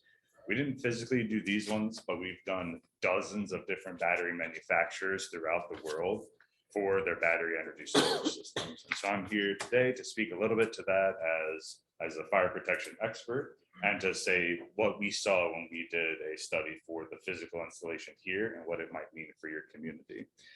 So community risk assessment is the documentation we actually developed, and it looks at the level of risk based off of an installation and the impact of that risk event to the surrounding area. And to summarize at a high level, the probability of event is on the order of 10 to the -7 of occurrence, meaning it's very, very low probability an event will occur at all. And if an event did occur, our study, which looked at the 9548 testing that was done by the manufacturer, we looked at the battery off-gas potential, we looked at the deflagration venting panels, and we showed through our analysis using a program called PFAS, which is Process Hazard Analysis Software Tool, recognized by the federal government for dispersion modeling. We showed that the impact to your community would be negligible to none for the current location and arrangement to which the actual batteries would be displayed and installed in that 5-acre area. There's actually a photograph I provided to our team at the end, which shows a different installation having a fire event, and I can put it into perspective for you when we get to it. But on a high level, that's the findings that we showed through our analysis. And I'm really here to help answer any questions that you have, I guess, kind of at the end of our presentation. Oh, right, sure. So to put my high level summary into an actual number for you to digest, the 3 major byproducts that come out of a battery when it's on fire are the same 3 byproducts that come out of your house if it were to catch on fire, which would be hydrogen, carbon monoxide, and carbon dioxide. Those are the 3 most prominent byproducts of combustion that come about from just about everything. Now, with your house fire, you have plastics, you have insulation, you have different combustible soots that come out of it as well. And that chemistry is slightly different with the battery using the lithium phosphate cells. So that quantity of a cocktail of fire byproducts is actually listed in our TVG, which is total vented gas. And you can see that the distance in which that total vented gas could have an effect is 6.2 meters away from a battery energy storage system. So based off of what's surrounding the facility, we don't even get to the property line of the facility if we had a battery fire with that total vented gas. Now, you might look down a little bit further and say, okay, well, what about if we had a major event? The 9548 testing looks at 8 cells that catch on fire. They proved in their testing that they could only get 8 of them to catch on fire at one time. It doesn't propagate to the next one or down in the rack. So we simulated with our modeling, well, what if we set 832 of these cells on fire to just see what does that mean? What does that look like? Well, we showed that on approximately 33 meters away, you could have some level of air quality issues, which hardly gets to your property line as well. So with that information being presented, if there were an event to occur in any capacity here, it's really going to be isolated just to the property itself. It wouldn't actually have a negative impact on the surrounding area. So a kind of summary item from this, we showed through our modeling, through the data that we were provided, which is all provided in our report, that there was no risk of any kind really, whether it be flammable vapors, flash fires, explosion, over pressurizations, or any toxic fume exposures to your immediate area. It would be contained into the facility and then to the atmosphere. You got something else? I'll pass this back over to Catherine here. I appreciate you being here. Thank you. Okay, and I know this is a long evening, so let's wrap up. So to recall, we are in full compliance with community compatibility standards that the city of Tomball has set. We are adhering to your comp plan. Our use is consistent with the zoning district in which it's located. We will meet or exceed your supplemental standards. We are compatible with and committed to preservation of the character of the neighborhood now and into the future. And we will not be harmful to the health, safety, or welfare of any of the nearby residents or any residents of the city of Tomball. To reassure you of this, and in coordination with Jared's feedback, we wanted to provide 4 suggestions to you of standards that we thought would be a good idea to include as a part of our permit application. To ensure that we maintain neighborhood character, the project is committed to maintaining the mature vegetation on the west and southern property boundary. We would also be delighted to add ornamental vegetation along Pitchford Road, or we're also glad to maintain the existing vegetation, whatever the city would prefer. Also, to maintain neighborhood character, we also are committed to installing an opaque 6-foot fence to ensure safety of the facility and maintain the surrounding character. Again, this is in addition to the vegetation, so it'd be vegetation and then fence and then facility. As you remember from that rendering, you effectively could not see the facility and all you could see was my beautiful crepe myrtles I included. Third, to provide adequate fire prevention and protection. We've had some ongoing discussions with the planning department. We are open to solutions that would provide adequate water resources to the site to ensure that the city of Tomball's emergency services feel comfortable that they have what they need to address any concern to residents. And finally, we wanted to also provide support to emergency responders. First and foremost, this would include third-party training provided by us before operations and every 5 years at a minimum. If they would like additional training, we will be happy to provide it. And secondly, an acknowledgement that the fire department has a lot more things to do than just work on learning about our project. There's going to be time and effort that the emergency responders will have to dedicate to understanding this facility. And there may be things in their repertoire and equipment that they would like to ensure that they feel prepared to address the situation. In acknowledgement of that, we would like to provide a $25,000 emergency readiness grant to the city's emergency services for them to use as they would wish to feel that they are adequately prepared for anything that could occur in or around or totally unrelated to our facility. And to reiterate, these projects are a benefit to Tomball and the surrounding area. They will assist in resolving transmission congestion and support the growth of the city. They increase electric reliability, especially in incidents like this one, where we have these high heat and severe weather emergencies. They will be a significant tax contributor, especially compared to the existing agricultural use. And we are committed to being a good neighbor, both in just the fundamentals of the operation, but also we hope by using the suggested conditions that we had on that other slide. And we just want to thank you again. Staff and council has been wonderful as we prepare this presentation. We look forward to some additional conversations. As you can tell, this is probably just scratching the surface of the information you could provide to you. So we would really appreciate the opportunity to provide any answers or information that you need to make a decision. Thank you. Thank you. Of course. Thank you. It was a very thorough presentation. Thank you. Yes, I appreciate your time. I know it was lengthy. Is there anyone else wishing to speak on this matter during the public hearing? All right. Okay, it is 7:47 p.m. We will close the public hearing and we will take a 5-minute break. Is that all? I know you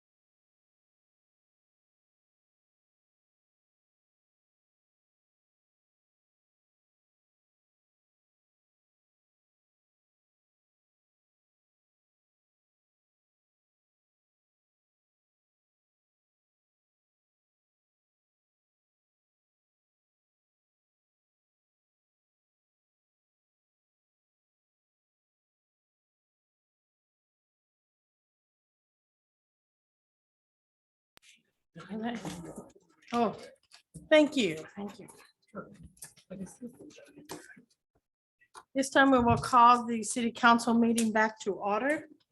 And the item on the agenda is a motion to approve the first reading by caption only on ordinance number 2023-14. Do I have a motion to approve the reading of the ordinance? Motion. Okay. Any discussion? Okay, call for the vote for reading only.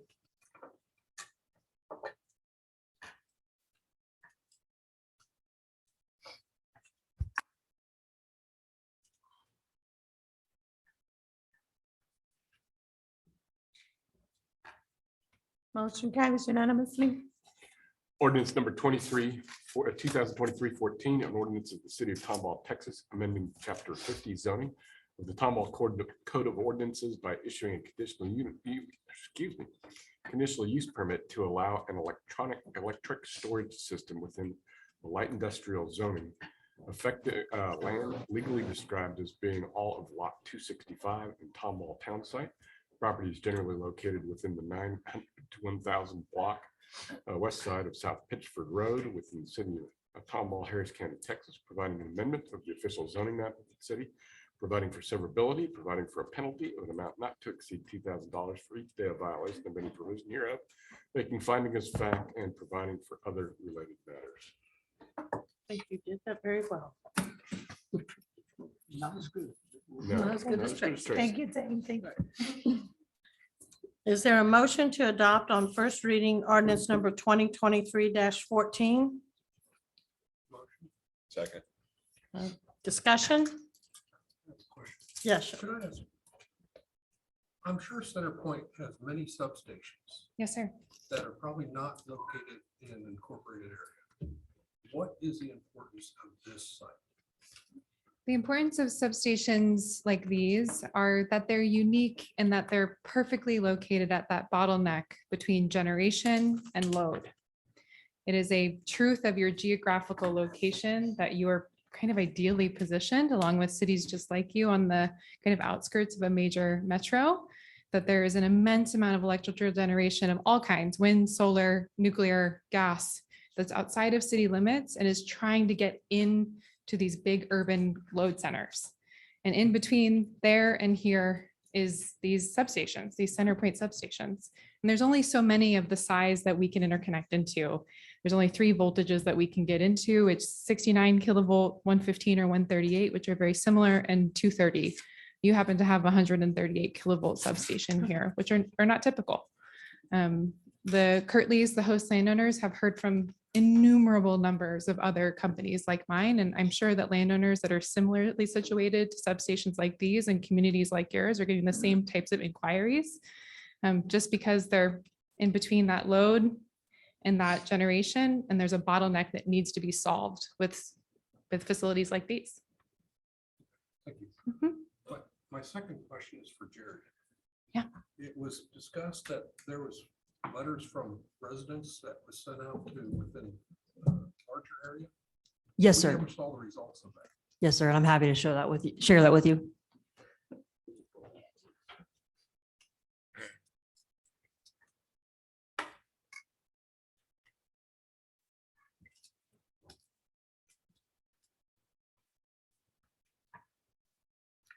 Yes, so at the request of city council, city staff sent out notification letters to a courtesy notification letter to owners of properties within 2,000 feet. So we are required by ordinance and state law to notify properties within 300 feet. We kind of went above and beyond and notified properties within 2,000. And this is the result of that notification. We did receive 11 responses in opposition and 6 in favor. Those in opposition are indicated with the red dots, and those in favor are indicated with the green dots on this map.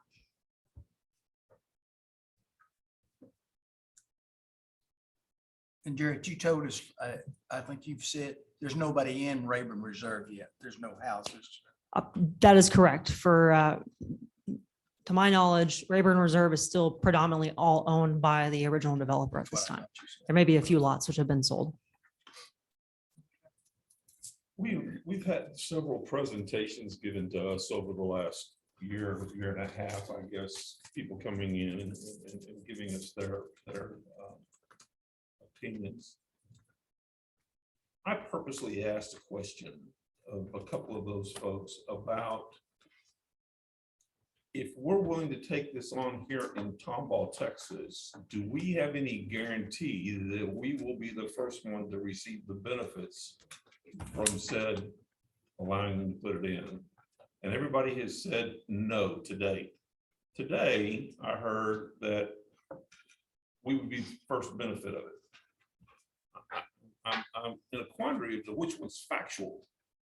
And so that's playing heavy on my heart and my mind right now, is if we're willing to take this on and we lose power in Tomball, Texas, are we going to be the first ones to get our power back on? Can somebody guarantee me that without any possibility of it not being that one? Sure, that's a fair question. I'll turn it over to Catherine. Thank you. I think the reason those other applicants haven't been willing to say what I said is because they're getting hung up on the word guarantee and they're not providing you nuance of how electricity works in this state. So number one is they cannot provide you a contractual guarantee because we do not control how energy is released by CenterPoint. We don't control when, we don't control how. That's never something I will be able to guarantee you. But what I can guarantee you is physics, which means if I release my electrons from that facility, then the electrons will stay within the city of Tomball because electricity goes to the nearest point of greatest need. In the path of least resistance. In the path of least resistance, yes. I've got an electronics degree, so I'm very, very, very familiar with electricity. Great. So that's what that model was showing, is if you release the electrons, we can guarantee that you will see approximately 30% more electrical liability. And as a function of exactly the education you have, those electrons will stay and go to exactly where they're needed most, which would be the immediate vicinity. So on the 127 kVW that you all are talking about getting involved in, Mhm. you're going to be hooked up directly to that, and those lines go straight to the towers that are running through our community, not the electrical poles and not along the streets, but up on the 127 kVW towers. Mhm. So that means that those towers must be tied directly into our electrical system here in Tomball in order for us to benefit from it. Everybody's shaking their heads up and down, so I must be saying something's correct. Mhm. Okay. Yes. So you can't guarantee that. You say possibly, and physics is physics, and I understand that as well. Mhm. The other problem that I have here is everybody said that there would be no side effects of wind turbines. And we know for a fact that there are unbelievable side effects of wind turbines. Killing of waterfowl, killing with migratory birds. It takes diesel and oil to operate wind turbines. These batteries, they're going to be charged through the electrical properties that we have coming into our town, and they'll stay there until they're needed. Mhm. I am very, very fearful of putting lithium batteries in any place that has people. I was a firefighter. I know what the effects of lithium batteries catching on fire are and what you have to do to put them out. I'm very familiar with that. Some things we were trained in, even though they were in the distance. So I have some hard times going along with this, to be honest with you. And that's just kind of where I'm at, so. Could I ask Derek a question? Yes, of course. Derek, when did this UL 9540 come out? Is it Derek? Derek, and is your name Derek? Yeah, Derek with the DE. That's what I thought I said, Oh, Derek. God. Yeah, I'm sorry, Jared. Saying it's just Derek. I said DERREC. No, it's not that. It's DEREK. Yeah, we'll have to band together against that. It's not derelict or anything else that we've been teased about our entire lives. So I can paint a little bit of a picture. Catherine spoke to it earlier, but the original installations of these battery energy storage systems were inside of enclosed buildings, like a But space you haven't we're answered in. my question. When did I'm getting to that right now. So they'll put them on racks in a building. There was a major event in Arizona called McMicken where 7 firefighters got hurt. Everyone knows about this event. And there were no energy storage standards to date at the time of that installation and the time of that event. Since then, 9540A was developed in 2017. That event occurred in 2017. The first edition of the nationally recognized National Fire Protection Association standard for energy storage installations, which is NFPA 855, which tells us how we can install these, where we can install them, what can be around them, how far apart they need to be, what kind of water supply we need, what kind of fire protection system we need, what kind of gas detection system we need. And in addition to that, it references NFPA 68 and 69, which tells me what kind of deflagration venting I'm allowed to do and what kind of HVAC gas dispersion ventilation. So it physically takes the gas out of those I'm allowed to design to. Those standards were not developed for energy storage until 2020. So the second or first revision out of NFPA 855 occurred in 2023. So we've only had 2 revision cycles in NFPA 855. And with that, it's like we are constantly redeveloping, reanalyzing, and redefining what the laws for energy storage systems need to be and what they are. So they're more strict now than they've ever been in the history. And they're much more rigorous than they were in 2015 when McMicken was installed and 2 years later when it had its event. So to answer your question, we've had 6 years of code legislation revision cycles that are applicable now to the building code in which these systems are being upheld And the to. one you're talking about is old. What about the one that was in 2021, April 2022 in Chandler, Arizona? Sure. Where they actually sent people to the hospital, first responders. But when was Then it in built? 21, you had California battery storage. And there now they passed a deal. They have to do it, is evacuation or notices or something like that to explain, get people out of the area. And I don't want to see Tomball have to evacuate anybody. And I that don't was think in anyone does. 21. So my initial impression of that is that those were installed many of years ago and were in service for years and then had an event. And the applicable codes at the time could have been none, Okay. right? It's possible. I don't know all the specifics of that installation, but that immediate face value is what I'm perceiving it to be. It was an original installation when these systems were all starting to come online 10 years ago when the technologies just started getting developed. But the technology we're talking about today has been cross-examined, looked at by different manufacturers overseas, has been tested by companies in the United States, depending on the manufacturer. Like there's so much more data about these energy storage systems today than there were 3 years ago, than there were 6 years ago. And when those got installed, there probably wasn't very much testing, if any, done. What is, y'all were talking about a thermal runaway. What is that? So there's 3 main components that can cause a battery to fail. One is electrical, one is heat, and one is mechanical. So mechanical, you drive a forklift in my battery.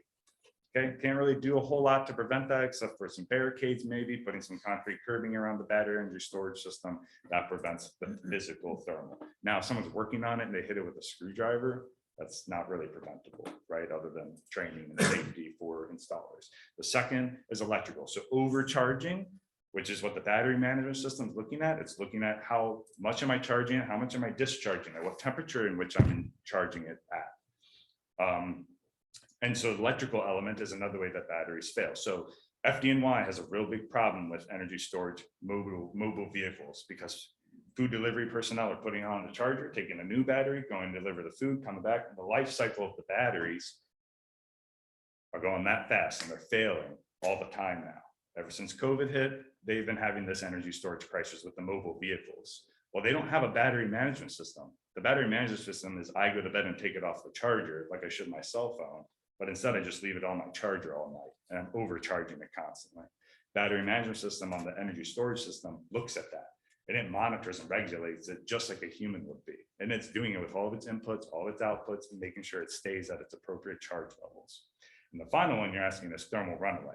So if they get too hot, they stop charging. Battery management system looks at that, says, oh, I'm not going to reach some centigrade temperature that is a threshold value for which my battery can then thermally run away. I can't control it anymore. The battery energy storage systems computer shuts it down when it needs to get to that spot. So those are the three means for failure. And the 9548 testing looks at those. It says, okay, I puncture it with a screwdriver, I overcharge it, or I throw heat plates on either side of it and actually set it on fire. What point did I hit this thermal point that I couldn't control the battery anymore?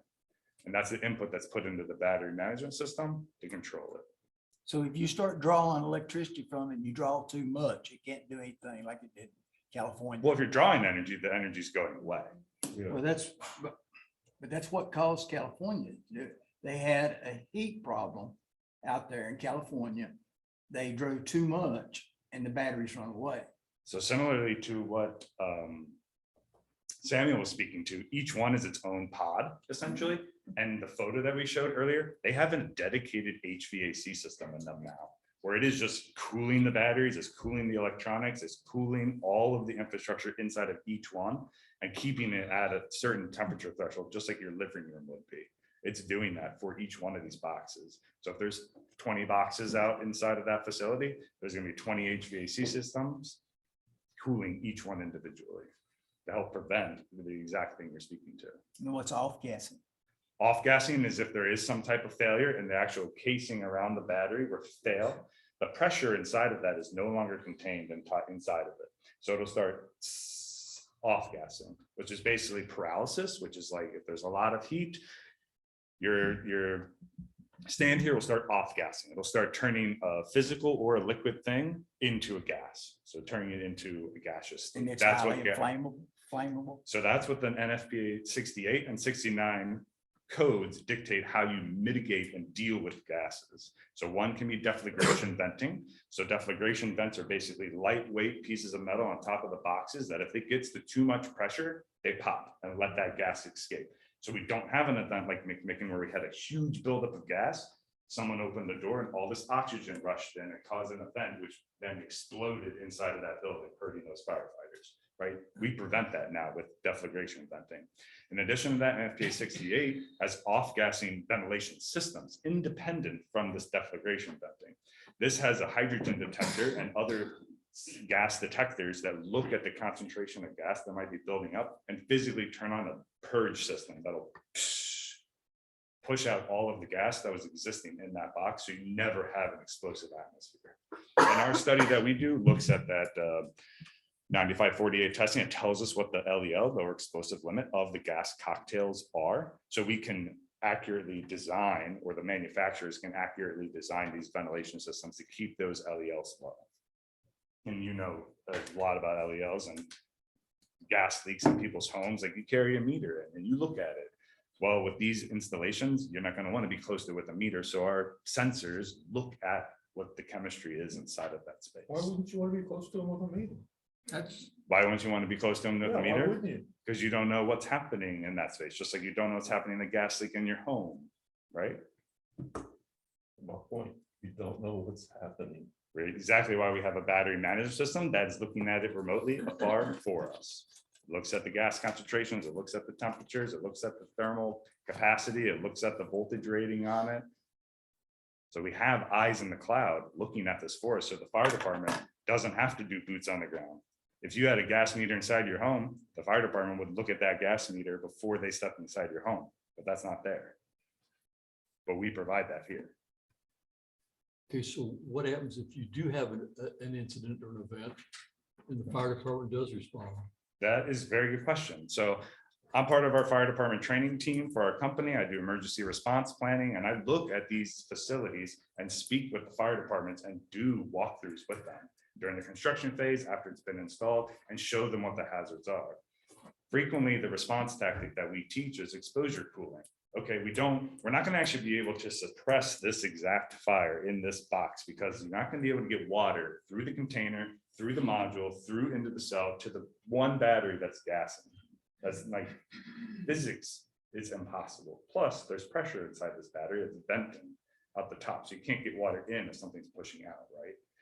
So with that, what do? We recommend exposure cooling. So we set up some monitors. We prevent any type of fire from propagating to anywhere else, which statistically, or from our modeling, proves or shows that we can't even propagate because we have them so far apart, right? batteries are so far apart that we're not jumping from fire to the next box, the next box, the next box, because they're 10, 8, 15 feet apart. But what we do want to prevent is any potential for vegetation to catch on fire, to be that medium to go from next to next. So as part of their recommendation to provide money to the fire department, they could get some blitz fires or some kind of mercury monitor set up, so you can actually set up big water curtains to prevent any kind of thermal radiation to other places and prevent any kind of cascading fire event. Did I answer your question, or did I just go complete? Okay. I understand everything you're talking about. Derek, I have a question. Sure. You referred to a lot of UL standards. Sure. NFPA standards. Are there any factory neutral standards on these? Factory mutual, so insurer standards. There are, but they're not going to be specifically to this right here, right now. It may say something more on the lines of, we want this type of water supply for an industrial facility, or we might want this kind of like fire department notification means for a facility like this, which could be like a third-party company like Verizon or ADT or something like that, or it could have different defining factors on what it is that they want to see as like an acceptable risk for their fire protection scheme. But it's not going to say energy storage system do ABC. They don't have that. They say they adopt NFPA 55, which says to do ABC, NFPA 68, which says to do ABC, and 69, which says to do ABC. So Factory Mutual has not done their own testing on these. No, but Underwriters Laboratory has and has done extensive testing for the past about 8 years on just batteries. And that's why they have the standard in place. And it's been through, I think, 2 revision cycles now. And it just keeps changing. And it because keeps of- changing because you know that's what's going to what worries happen me. is liquid lithium ion right now. It's going to be nickel cadmium, and 5 years from now, it's going to be nickel lithium phosphate after that. It's just like the battery chemistry is going to keep changing too. But we know actually a lot about lithium phosphate right now. So how do we go from the piece of property in question to the substation? Is that overhead or underground? Give him a break. So it is overhead. So CenterPoint designs this with us. So they have their substation on one side. We have our switch yard, we call it, on the other side. Facilities like these are interconnected with 34.5 kV facilities. We've got to step that up to CenterPoint's voltage. That's on our side of the fence. And then they require an overhead line to jump the fence into their facility, and then we interconnect there. So if there is an incident inside your facility Mhm. and the fire department is on scene, Mhm. we all know that water and electricity probably aren't the 2 best things you want to put together. Yes. How does that shut off, and how fast does it shut off? How fast can we make sure that our firefighters are protected if they arrive on scene and it's a surround and drown situation? Putting up a curtain, exposure protection. If it's any of those things, how do we know that our personnel are adequately protected? I think that's a question I would like to discuss with Chief Sikora. I think he knows his department better than me. But to your initial question of how quickly does it get shut down, almost immediately. CenterPoint and us are remotely monitoring all of these facilities because we are a part of CenterPoint's grid system. They are also remotely monitoring this facility for some sort of issue or disruption. So they would probably almost immediately throw effectively what's a breaker and shut themselves off from any issue on our facility. And same thing through our remote monitoring facility, we would know almost immediately that there was an issue.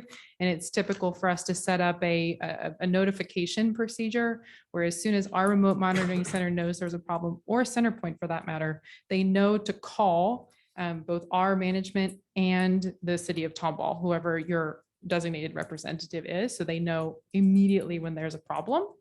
And then I would defer to the city as well as the chief on what they need to feel comfortable. You heard your fire protection expert say a lot about water and putting water curtains up and exposure protection. There's no water line down 50. That was where I was fixing to head next. Knowing that, is this project going to extend our water lines and hydrants and everything that we need down there? Or is that going to be put on the city of Tomball to do? Certainly may not be in the city of Tomball. That's been a point of often discussion with the planning department. What's typical for these installation in other jurisdictions is that we have at least a dedicated water tank that's only for that use of the facility that would be incorporated into the design. I think this facility is in a little bit of a unique location where you have planned future use as an industrial park. It would make sense to me as kind of the first facility that would be incorporated into this portion of the business park, that as a sign of good faith and acknowledgement of the additional emergency response concern that there is here, that we elongate that not only for our facility, but also to facilitate the growth of Tomball in that district. That makes sense to me. And that would have to come off that line off Persimmon and come down. Medical company, you have to make a loop there. You can't just put a single deadhead there. Right, that length, I don't know what the discussions were, but yes, that would be preferable. It'd have to be a loop. It would have to be a loop. It could not be just a deadhead. Correct. And it would have to be a substantial size as well. We're happy to discuss other- with public. Okay, we have any questions of council? Yeah, Rentley, the Kathy, excuse me, the two plants y'all sold to the Canadian company, how long were they in existence? I'm sorry, I'm not familiar with those facilities. I would defer to, so just to clarify, I'm on the side of the folks that will be constructing the facility. So I'm here in conjunction with Black Mountain. They brought me in at this point in the process because we're a bit unique as we are the future project owner. So I can speak to you in that role. I likely am one of those, if Black Mountain sold a facility to a Canadian company, I would be the Canadian company in this metaphor. So if you'd like to hear from Sam on that No, point. just okay, Sam, you can answer that. Sure, if you'd like. The two companies y'all sold, two Black Mountain facilities you sold to Recurrent, I think it was. Yes, in sir. Canada. Yep. How long And, did you have those before you turned them over? So that's one core competency of our business is our expertise in developing and siting the projects. So we'll typically bring the project to construction in some instances past, but we are a small team with dedicated experts. So we brought those projects through, we got them fully permitted, designed and developed, and we got all of our tests back with CenterPoint to ensure that we had a go project and that it was going to work on the grid. And then we allowed them to come in and construct and operate. Well, what my question is, how do you, the good neighbor I keep hearing about, down the road, 3 to 5 years, we're going to do this, if you don't even own it anymore? So it's a nuance with each project. Right now, we haven't officially sold the project. However, GridStore is the development partner with us right now. And as of right now, we're in lockstep.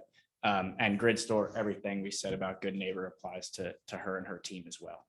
I do have one other point. I think the answer to your question, in my opinion, as a citizen of my county, is conditions.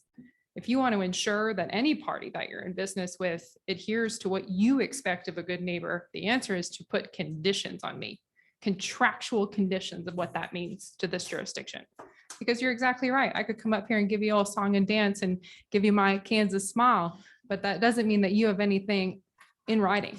I would love to know what that would look like for the city of Tomball, because we are more than willing to align ourselves with that requirement. Was your Pflugerville project within the city limits? The Pflugerville site, yes, was in the city limits of Pflugerville. And in that process, we were imposed to extend the water lines by the fire marshal, as well as install 2 hydrants, as well as the turnaround for those fire trucks.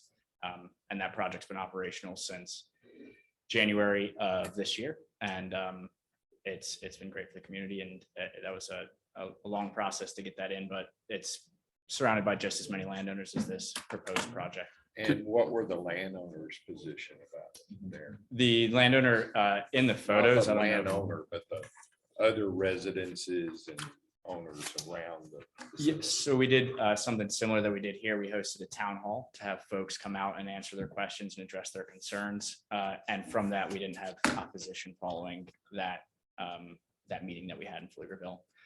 And that was for the folks in the surrounding area along the property line. Okay, and why do you think that was? That we gained their support. Unfortunately for this one, we didn't have that great of a turnout, but I do think we had the experts there in order to address concerns. We had folks from all over the country, and I think that's what got people comfortable is we had the gentleman who put together that heat map of why Tomball is the first to benefit.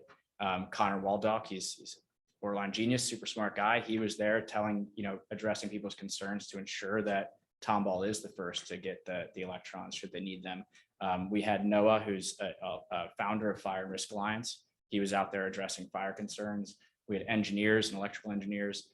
So I think the reason the town hall works so effectively is folks can come with their concerns, and we have the dedicated experts with the experience necessary to address those concerns, I think, given the opportunity. How many did you have turn out at your town hall there? I think there was 10. Oh, in Pflugerville? Oh, Jesus, a few years ago, right, 15, 20 people. They were the loudest voices, I'd say, in the community, though. And we were out there for quite a number of hours. But that's, yeah.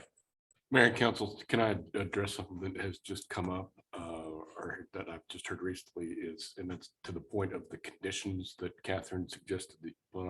Unless I'm wrong, and staff correct me if I'm wrong, I'd like to see it those conditions developed a little bit more so that we can put them, if you're all inclined to approve the conditional use permit, that we can have those conditions written in detail into the conditional use permit, like where's the water line coming from? How many fire hydrants are they going to need to be? Whatever else Joe, thinks needs to be part of it from a safety standpoint.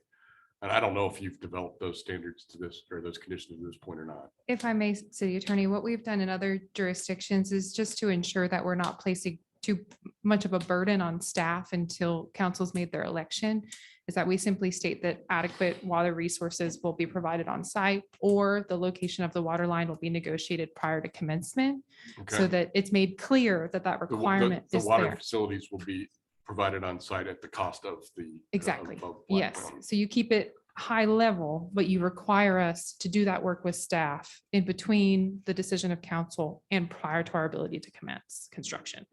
So it still obligates us to do so, but takes the burden off of staff and Mr. Sikora Right. from doing that work before council makes its If selection. staff's comfortable with, or if council's comfortable with that, that could work. Well, let me say this, to save a lot of people's time, I'm not in favor of the project, so I'm going to be voting no. And I went to Center Point recommendation of Mayor Lori to go down and listen to other communities talk about the alternatives for grid protection. And there was a lot of talk about these battery banks, so to speak. And, if you look on ERCOT's dashboard today, there's an area for power storage, which, they're pretty maxed out right now with providing power to the grid. But overall, at maximum, it looks like they're going to provide about 4%. Unless y'all have some other numbers, that's what ERCOT's saying. But I think every council member, I can't speak for everybody, but I think every council member on this dais struggles with the idea of, sounds good, it's good for the grid, technology is great, but we got a map here showing that we have 11 opposed and 6 in favor.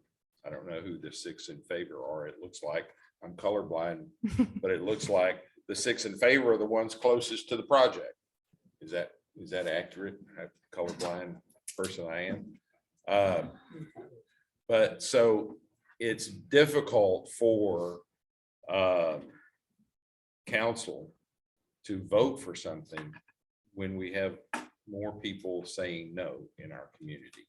And I've told you that's my pressure that I feel is I love the idea. I love the technology. I think we need to expand the grid, but our community is saying no, and council has to listen to that. And so that's where I struggled. And I'm afraid at this point I'm a no, but I'm still open to hearing more and hearing that if our community says, okay, I've learned more about this and I'm getting more comfortable with it, or whatever that process is, then I'm totally open to hearing that as well.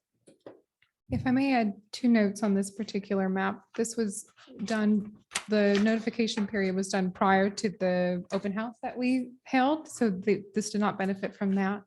You're also not seeing reflected here, of course, the support of the landowners of which own this property that desire this change of use, as well as the 2 folks that were here to speak in support, but unfortunately had to leave due to other family obligations. And I think my presentation took a little bit longer than they expected.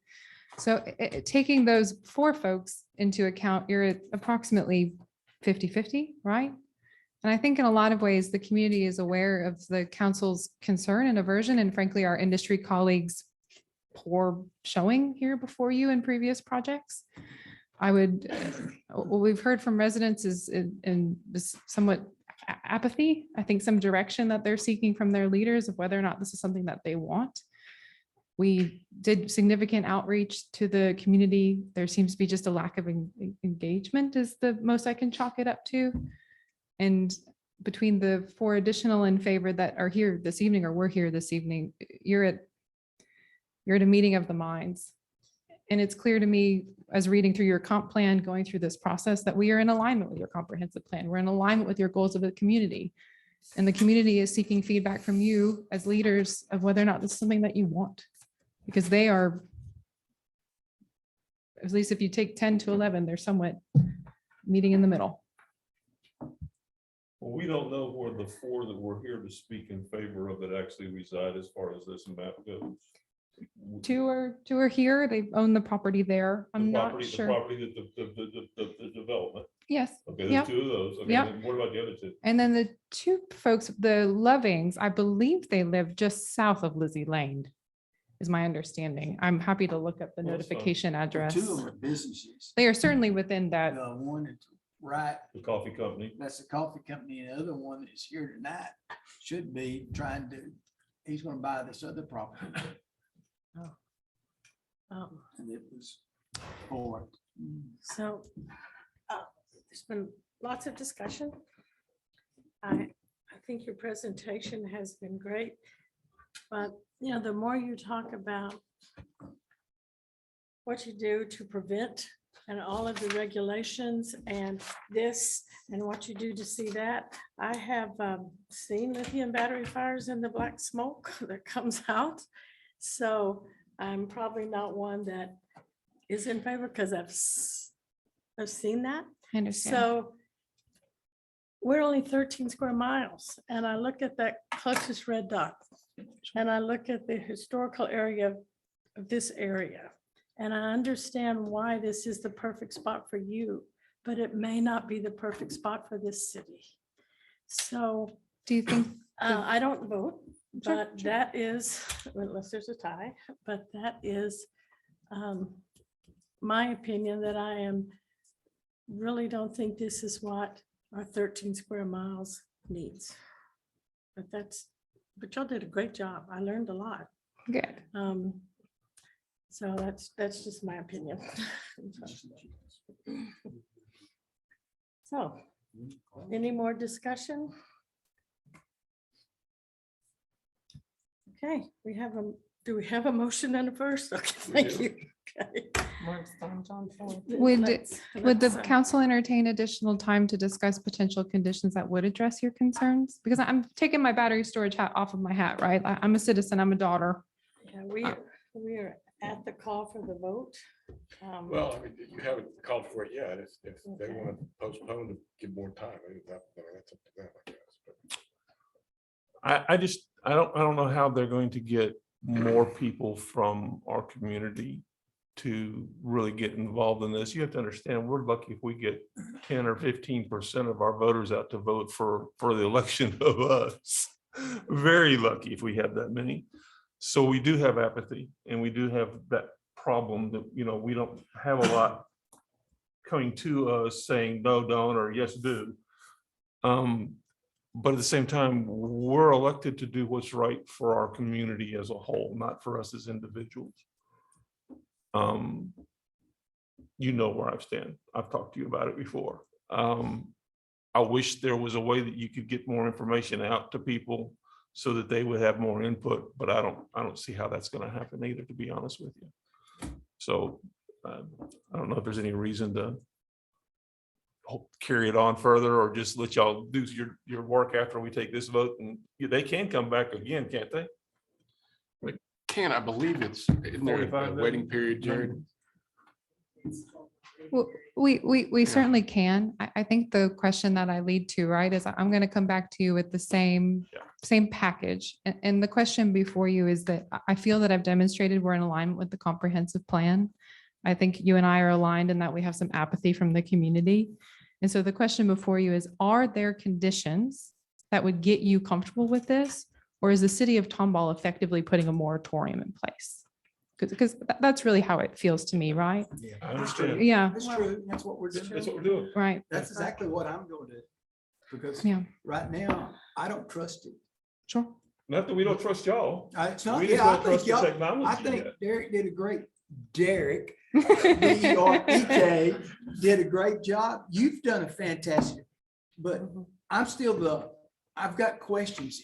If these 45, 50, 68, so we're still testing everything. Yeah. And I'm nervous about putting it in the city limits.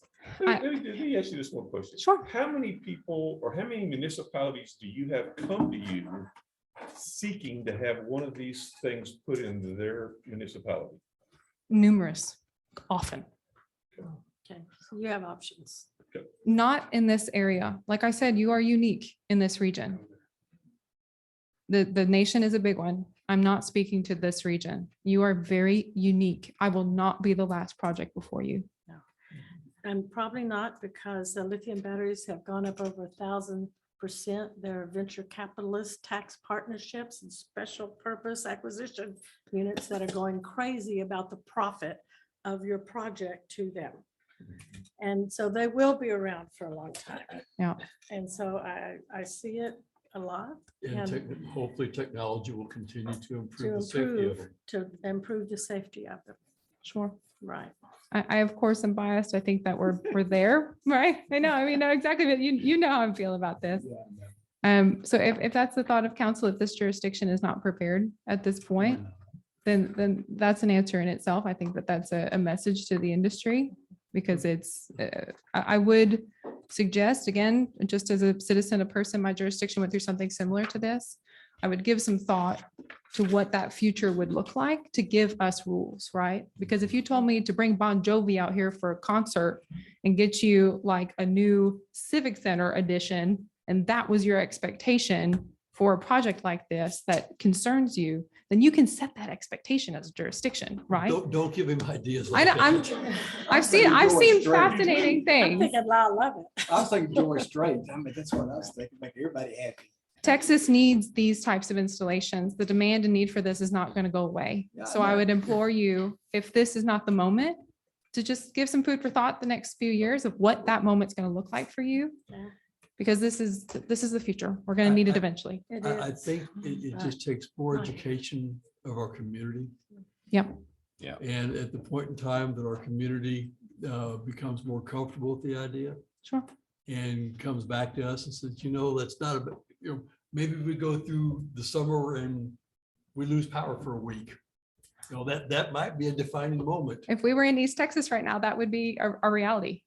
But Yeah. I mean, again, until the community itself becomes a little bit more comfortable with the idea of having one of these basically in somebody's backyard, it's going to be very difficult for us as a council to move forward with something like this. Okay. But I want to say that you and your group have been the most professional, Absolutely. knowledgeable Amen. on this Thank you. activity that we have ever seen and heard. And you'll do a great job, and I think you hit it on the head. We're not ready for this in our 13 square miles, but y'all have done a great job. You've done the best job of anybody who's come and seen us. Period. Head and That's shoulders. very- Head that's and very- shoulders. Head and that's very shoulders great, above very guys, top to head and bottom. shoulders. We will be here as a resource to you, waiting in the wings, There you go. eager for your feedback, because CenterPoint puts a deadline on us that's coming in hot. And if we do not take this opportunity, someone else will take it behind us and you'll have someone else before you. And I know you want to see me again. So guys, I mean, we can do this, right? Sure, we leave business cards to our staff. They certainly have it. Well, it's up to you. I'm happy to just pull the application. And then we can just, Let's go ahead and take a vote.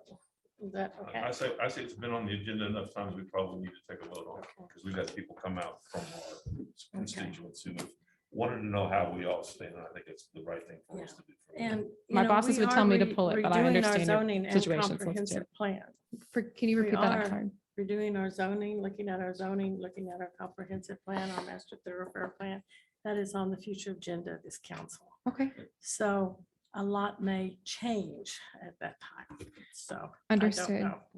And if you, and again, I know you probably done with me speaking, there's been multiple jurisdictions where, not me specifically, right, because I'm a company with an interest in certain parts of your comp plan, but there are third-party parts of my industry that can lend you a hand with developing that, or at least understanding the situation.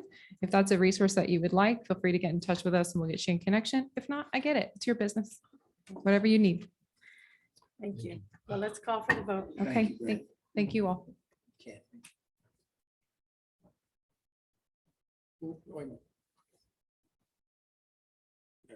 It's DERE. Called her Brittany a minute ago. I mean, It's Kathy. I didn't get close to it. Motion fails. I'm unanimously.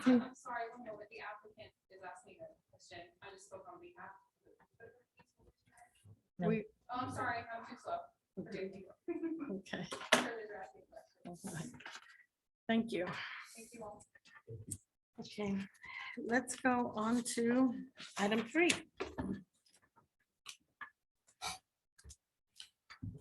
Consideration to approve zoning case Z 23-07, request by Tomball 10 joint venture represented by Quan Nugent to amend chapter 50 of the Tomball Code of Ordinances by rezoning land legally described as being 2.73 acres out of the William Hurd survey, changing it from ag to general retail zoning. The property is located on Medical Complex Drive.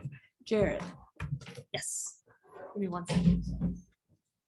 Borrow this computer. Excuse me.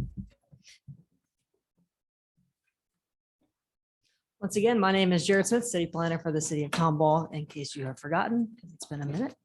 And I'll be presenting Z 23-07.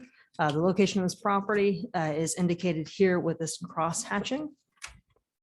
It's on the south side of Medical Complex Drive.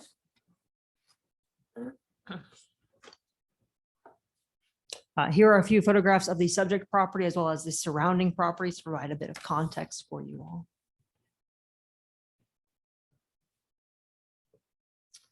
Current zoning map showing that the subject property is presently within the agricultural zoning designation.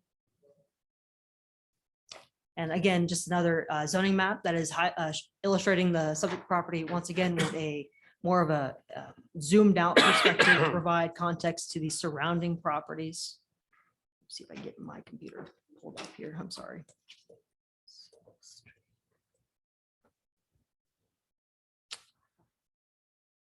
I am so sorry, guys. My computer took a nap.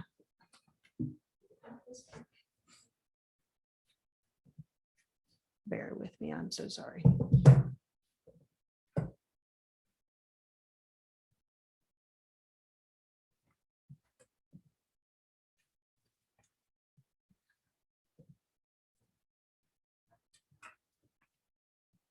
Do we need a stretch break while the computer is stretching? Okay, we can go on to the next slide here. So, oh man, this thing has fallen asleep as well.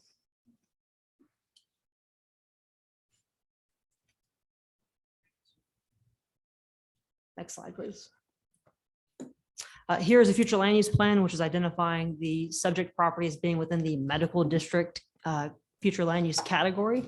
This category is intended to provide an emphasis on healthcare and supporting services and further capitalize on a unique regionally serving area of the city. The Tomball Regional Medical Center provides significant physical and economic footprint in the community. The future land use map designates approximately 2% of the area of the city, which is approximately 279 acres, as the medical district.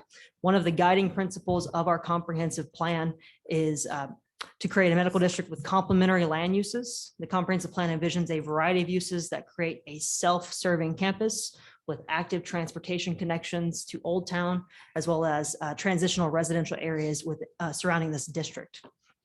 As per the comprehensive plan, open space with an emphasis on pedestrians should be a prominent component of the district.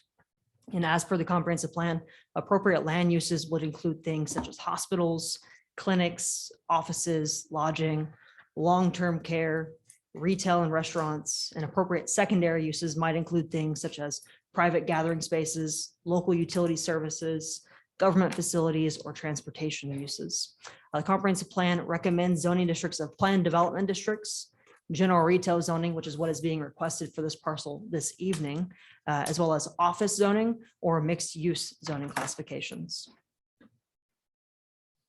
Here's a notification map. City staff sent out notification letters to owners of properties within 300 feet of the subject property. And to this day, we have received zero responses in opposition and 0 in favor. City staff has found that this request is consistent with the comprehensive plan, as it is calling for general retail, which is a zoning designation that is achieving this medical district land use category's vision for our medical district future land use category. The general retail zoning does promote a variety of uses which support the medical district, which would include things such as offices or supportive restaurant or retail uses as well. Taking that into consideration, city staff is recommending approval to you all on Z23-07. This case was considered by the Planning and Zoning Commission on June 12th. And at that meeting, the Planning and Zoning Commission has voted to deny this request. And that is their recommendation to you all today. Thank you. No, why they They denied it? didn't mention anything about what this P and Z changed it to CUP. The recommendation by, That is not this item. It's the next, yes, that is the next item to be considered. That during the P and Z consideration, there was no recommendation to change this to an office. Correct. What were the reasons they gave to vote against denial? Their primary concern was the wide breadth of things that are allowed within general retail zoning. They felt like it allows too many things that maybe would not support the medical district overall. So that is the fundamental reasoning for their Is there denial. any general retail around this area? Yes, ma'am. Great question. It was like Is this working? So the lighter shade of red there to the west and the northwest is all currently general retail zoning. Okay, all right. Okay. Thank you. Yes, ma'am. Thank you. I believe we've It been- is now 8:47 PM. No, yeah. We'll open a public hearing on this on zoning case Z23-07. Is there anyone wishing to speak at the public hearing? Don't have anyone signed up. Okay, How's it going today, everybody? My name is Kwong. I'm at 28527 Tomball Parkway, Tomball, Texas, 77375. Before I start, can we go get Catherine back? Because my wife is going to be very pissed that I'm here this late. I left her at home with 3 kids, 7, 5, and 2. So anyway, I believe you were mentioning the rezoning to office uses because during the city zoning meeting last week, I think the 2 cases that came after us mentioned going to office use, and now everybody looked at me and I was like, okay, maybe a consideration for next time. Pretty much my wife and I own a dental office off of 4 Corners. It's off of 249-2920. We've owned it for about 5 years now. We just renewed our next 5-year lease, and we gotten to a point where we love the community so much that we want to set our roots here. This land became available for us to purchase, so our plan is to build our office there, move it there, and open different type of businesses that support it. On top of that, I'd like to open restaurants there, such as like coffee shop, and just support local businesses And that's the reason for the general retail. That's it in a nutshell. I forgot to introduce this guy. He's here to make sure that I don't say anything stupid when it comes to the land, because I don't know much about that. Go ahead. Hi, my name is Andrew Nguyen. I am Qua's real estate agent. I'm at 2227 Hickory Lawn Drive in Houston, Texas. I'm mainly here just to answer any questions that y'all may have about designs, plans, et cetera, that I can address. Thank you.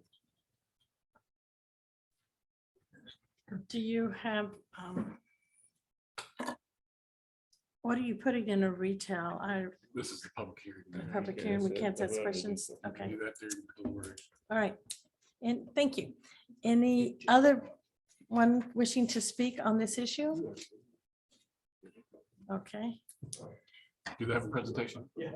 Oh, all right. Please go ahead with your presentation. So not knowing exactly what Jared covered, went ahead and entered in a lot of information that was already addressed. We had the location of the site, and then just it being in the current medical district. There somehow went out of order, but I'll try to address this as we can. So currently, from our knowledge, is planned to be part of the major thoroughfare program, to have Commerce Park move up and extend up into Medical Complex Drive.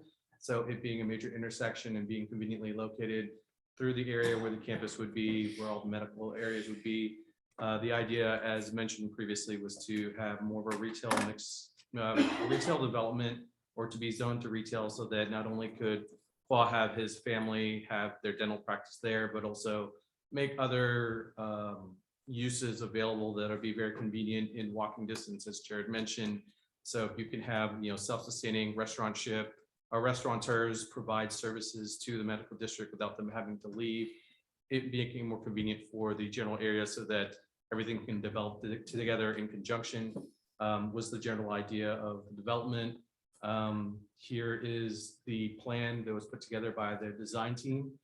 So you'll see ingress and egress through Commerce Park and then through Medical Complex.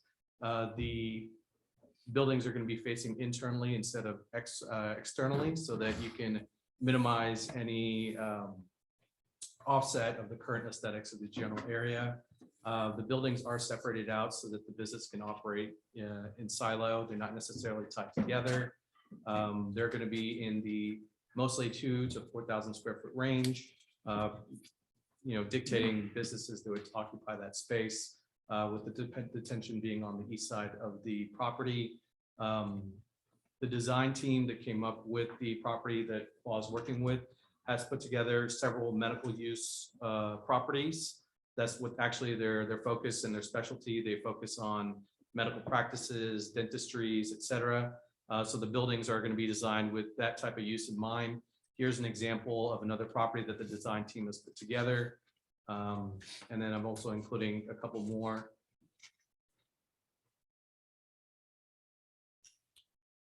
And that's just the extent of the presentation. The idea would be to have something that's very complementary, that would be something that would service, not only the medical use. So for example, you can have dentistry, if you can have long-term care, et cetera, complementing uses. That's what the general idea for the property.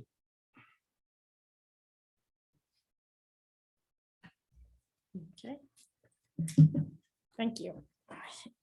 Is there anyone else who'd like to speak on this matter? Anything else you'd like to add, or?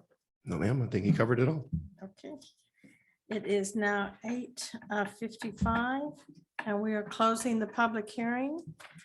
So is there a motion to approve on first reading by caption only ordinance number 2023-15? So moved.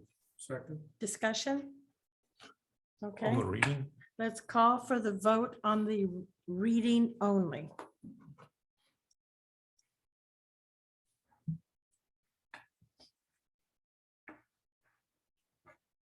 Motion carries unanimously. Ordinance number 2023-15, an ordinance of the city of Tomball, Texas, amending chapter 50 zoning of the Tomball Code of Ordinances by rezoning land legally described as being approximately 2.73 acres out of the William Hurd Survey Abstract 378 from the agricultural to general retail district. Property is generally located within the 13,200 to 13,400 blocks south side of Medical Complex Drive within the city of Tomball, Harris County, Texas, providing for the amendment of the official zoning map of the city, providing for severability, providing for a penalty in an amount not to exceed $2,000 for each day of violation of any provision hereof, making findings of fact and providing for other matters. Okay, thank you. Is there a motion to adopt on first reading ordinance number 2023-15? So moved. Second. Discussion. Put us in a quandary. Let me tell you what my concerns are for general retail. And, you know, this is not in direct relationship to you in your project, because I know you probably have good intentions on what you want to do. But we as council, we get one time, one chance to redo zoning for a particular parcel of land. And let's say in 10 or 15 years, you want to sell that property and the next owner comes in and buys it. And according to general retail, they can put in a convenience store with or without gasoline. They can put in a drive-through food establishment. They can put in a bar, a drinking establishment. That is my concern. And so, you know, if I understand what you're trying to do, trying to provide like restaurant services and that for the local people in the medical center, which I think is something that is needed. But is there a way, and Jared, maybe you can answer this, David, maybe you could answer, is there a way that we could do it through a like office, zoning it with office with a conditional use permit? Yes, sir. There are some uses such as restaurant uses without the drive-through. You can get with a conditional use permit in office. Like a delicatessen or something like that, where they could go in, I'm sorry. like with a deli or something like that, where they could do like a food An establishment. eating establishment, yes, sir, would be allowed with a conditional use permit. Right. They wouldn't be able to do it. It's explicit that drive-through services, drive-through restaurant services would not be permitted in office, even with the CUP. But a conditional use permit, but a traditional restaurant would be allowed with the conditional use permit in office. So if Mr. Coe was willing to go with office, so you would have to come back for conditional use permit for a few select uses such as restaurants. I mean, and that's where my concern is. I definitely appreciate you explaining the reason rationale behind it, because I've gotten a newfound gratitude for what you guys do, especially after the last one. Remind your why they pay wife us the big bucks. yesterday- Yeah, no doubt about that. Yesterday was Father's Day and you're going to use your one get out of jail free card. Yeah. Use it right. I think I used that yesterday. No, on the flip side, we did explore the office use and we're kind of troubled with the same scenario. It's like, what if we did have a restaurant and then they closed down and then they wanted to open up another restaurant of kind of similar matter, but we'd have to go through the CUP process again. So it's kind of on the flip side of the general use or the general retail, but I totally get your position and why you're coming from that way. I mean, it's just a concern that we get one chance as city council for rezoning. Once it's rezoned, anybody can come in and do whatever they want later with that zone. And with the way that our current zoning is set up, that is my concern. May I ask, is it possible in any way, if your main concern is that you don't want any drinking establishments, et cetera, convenience stores, gas stations? That's not the intent of the property, and we understand that, you know, future buyers, maybe future buyers. We can't restrict that. There's no way to control that. It goes with the zoning. Right. If we rezone it general retail, you could tell us that you're going to put in these office buildings. You could build the biggest bar and we couldn't stop you. It goes with the zone. We've set precedent on this area along Medical Complex. And we've had some other folks come in and said they were going to take a piece of property And I believe we allowed them to come in and have a restaurant in an office building, if I'm not mistaken, somewhere in that general vicinity over there, but we denied them retail as well. Dr. Um, Shazad and his Yeah, brother. Dr. Snot, exactly. We Shazad. did that. We did So if that. you just come back and say, hey, we'd like to go ahead and do this with offices and do a CUP on it, so the conditional use permit on it, so that we can have what we want, that's something we could deal with. And I think we would all be in favor of you doing that. And ask Jared, I think Jared can explain to you about the CUP. Yeah. But if you Yeah, want to do move that. a different restaurant in there, you can. If it's a Okay. restaurant. Isn't that Yeah, as long correct? as it's a restaurant, it's a restaurant. It A doesn't matter. restaurant's a restaurant. Coffee shop's a coffee shop. Yeah. Yeah, no, I appreciate you for clarifying that. And all those establishments like that are supportive of that medical area because there's so many other offices. There's the retirement center next door. I mean, and I work in that area. So, I mean, to have a local restaurant that I don't have to get out on 249 or go drive across town or whatever. I mean, that's very appealing to healthcare workers and things like that. I think it would be very attractive. Soup and salad. Yeah, soup and salad. Forget about the bakery. Bakery, something healthy. I mean, it would go over really well. We want to show you that we're enthused about you doing something like this. So we're gonna try to find some way to make it happen. Thank For you guys. We don't want to tell you nothing. Exactly. We just want to say, let's do it this way so that we're all on the same page. And everything that we've told other people in the past, we're being, as you heard me earlier say, we got to treat everybody exactly the same. I do want to clarify with Jerry that Change it Dr. to- Shazad, to, when the uh, brothers came to ask and we denied their retail, did they do office with the CUP? Did they come back? I don't remember. Yes, ma'am. They actually, it was during that very meeting, the motion was to approve, but with an amendment to their request for it to be office. So it went, Right. the office zoning was adopted for the property. So what they're waiting on is kind of the tenants, once they build their facility, to figure out what CUPs they need rather than coming in and getting. And this council can do the same thing tonight. I That's don't, what, that's what I was I getting don't to. remember who Instead of held having the motion, to but come back, we can amend the Randy? motion for an Who does? office Randy? now. Randy. go ahead and do Okay. that. If possible. Is that, Yes. is that to your agreement? Okay. if so- Randy wants to, he can amend his motion. You're gonna have to, you're gonna have to, if Matt, if you want to, you're gonna have to vote on letting Randy amend his motion. If he wants to, he doesn't have to. I'm good with that. Okay. Okay, right, and you're amending your motion to office. To office. With conditional use permit. We don't have to worry We don't about. have to We don't say worry that about right anything now. about that at all. Nope. Okay. Okay, that's not. So Make sure we get it right. do we need to vote on You the need a ability motion to on whether or not amend? Randy can Right, amend his so- motion. Okay, so I need a motion. You do not. No, don't need a motion, just need a vote. Oh, okay, I'm calling for the vote for Randy to be able to, Councilman Parr, to amend his motion. Is that correct? Yep. That is correct. Okay, so let's call for that vote. I call for the vote. All right. Motion Now that carries. that's been done, we vote on the amended motion, which is to change it to office. Okay, now we need a motion. Nope. Nope. He's got the motion and I'll carry the second. You Just have to vote. Just You have just to have to vote on the amended Call motion. for the vote on the amended motion Correct. to be office, and then you would have to come back with the CUP.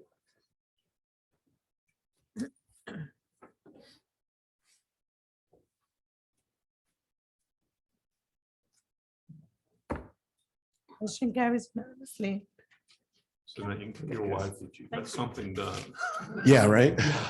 Blame it on me. Everybody else. I does. will. She knows you. Thank you, guys. Uh-oh. All right, next Don't item. forget some cupcakes. Next item is consideration to approve zoning KZ 2308. Request by Real Life Ministries, represented by, okay, to amend chapter 50 of the Tomball Code of Ordinances in Lot 1, Block 1 of the Old Tabasco International, as well as approximately 6.09 acres of land being a portion of Tomball Town Site from light industrial and ag to general retail zoning. The property is generally located within the 1600 block of South Cherry Street within the city of Tomball. Jared. Thank you. I'll be presenting Z23-08. Here's an area location map, which is identifying the subject property crosshatched in yellow. We are at the southwest corner of Medical Complex Drive and South Cherry Street within the 1600 block of South Cherry Street.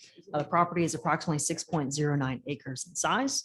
The subject parcel is comprised of 2 tracts of land. And as you can see in this image, one of those tracts is currently being used as a warehouse, which is presently vacant. And then the property immediately to the north is a vacant parcel of land. The reason for this request, the applicants are requesting to rezone the property to general retail in order to allow the use of a church as well as a child daycare center at this location. Churches are allowed in all zoning districts by right.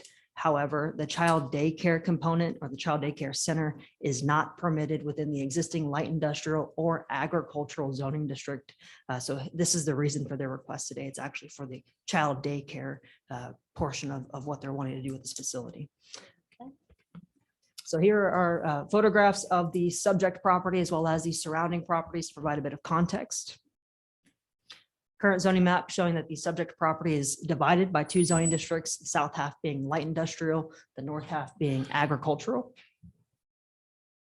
Once again, yet another zoning map with a bit more zoomed out to give you an idea of the character of the zoning within the immediate vicinity. So you can see there's quite a bit of mixture in zoning districts which are presently there. Future land use map identifies the subject. Are you doing that? It identifies the subject property as being divided by 2 land use categories. The south half is within the business park and industrial land use category, and the north half is within the neighborhood commercial land use category. The business park and industrial land use category is intended to be located near adequate thoroughfares, which provide convenient access for vehicular traffic, including freight traffic. Land uses include things such as offices, warehousing, light manufacturing with indoor operations, breweries, distilleries, equipment sales, contractor services, or corporate campuses, and recommends zoning districts of either light industrial, commercial, office, or planned development districts. And the portion of the property which is within the neighborhood commercial category is intended for, that's the northern half, for commercial uses that are developed with the appropriate context, scale, and design to complement residential developments. They are intended to be accessible by both vehicle as well as pedestrians. Restaurants, retail, professional services, clinics, and offices are often appropriate within this land use category. And the comprehensive plan recommends zoning districts of either office, general retail, or planned developments. The proposed zoning category of general retail is in conformance with the comprehensive plan for the area designated as neighborhood commercial. And then although the property which is zoned, which is planned out for business park and industrial, that's the south half of the property, is not in compliance with the comprehensive plan. It does meet the spirit and the intent of the comprehensive plan by providing an opportunity for a retail aspect in close proximity to a major arterial, intersection of 2 arterial streets, being Medical Complex Drive and South Cherry. And also it is on the immediately adjacent to long-term planned residential. That's the yellow color on the east side of South Cherry Street. So it's important to provide some level of services to what will be future residential homes at some point. Here is a graphic exhibit which was provided by the applicant that kind of highlights how the site will be developed long-term. So as you can see, the northern vacant property will mostly be occupied by a parking lot.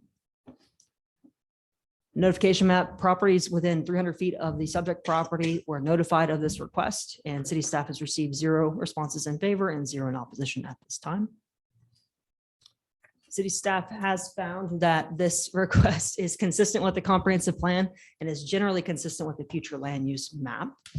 City staff is recommending approval to Z23-08 as requested.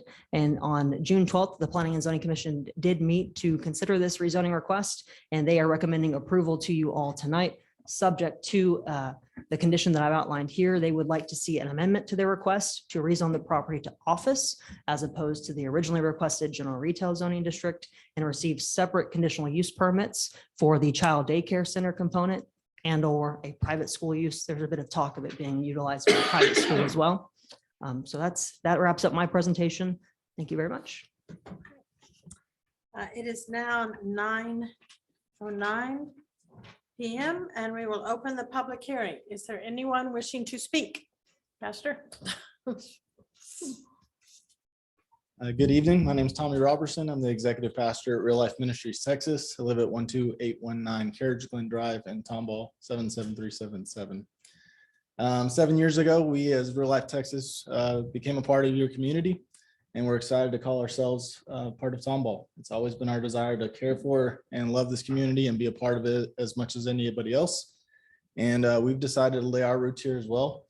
As it was said before, I understand general retail now better than I've ever understood it before. Our real desire is to go through the process that's required of us as part of our community. And so we want to request zoning that puts us in the right standing with our city, helps us develop our city well. And our desire in our future is to provide more ministry opportunities to our city, which includes, yes, a potential for some child services for our local city use, as well as you could see a sports field and two gymnasiums on the inside of the warehouse that you couldn't see. So we plan on providing a lot more services. We're excited about our future here in town, and we thank you for your time. Is there anyone else who's wishing to speak on this matter? It is 9:11 p.m. and we will close the public hearing. Is there a motion to approve first reading by caption only, ordinance number 2023-16? So moved. Second. Okay, discussion? Okay, I just. we can't discuss are on the calling, reading this only. is calling Read for only. the vote for caption, for reading for caption only. Call for the vote.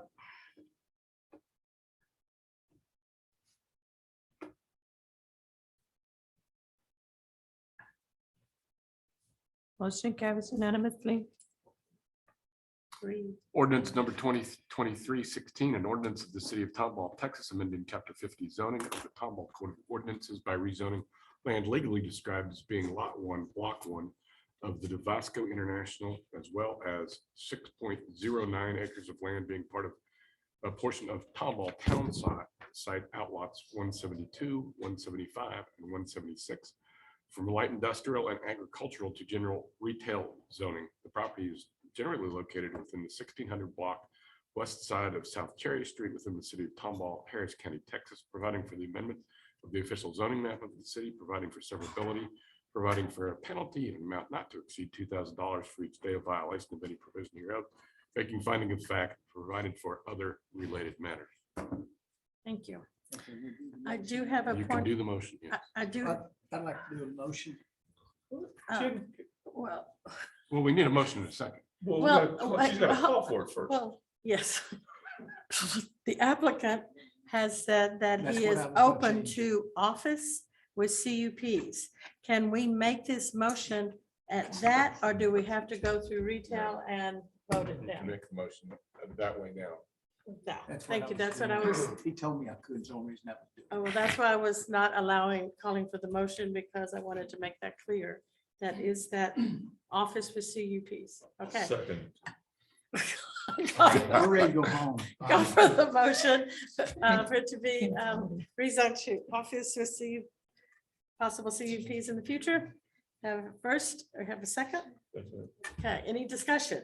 Yes, just for full transparency, the reason this has changed on the zoning request is I ran into Kathleen Rafferty at HEB and discussed this with her, and I told her I thought this was probably a better route to go because I would have problems with general retail. So that is why this has changed. Well, they also talked, Ms. Houck, when she was here, she did a great job.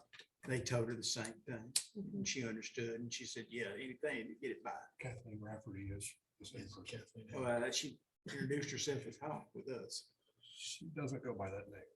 So anyway. Okay. We've got a motion in a And second. Councilman Stoll, thank you for explaining the general retail.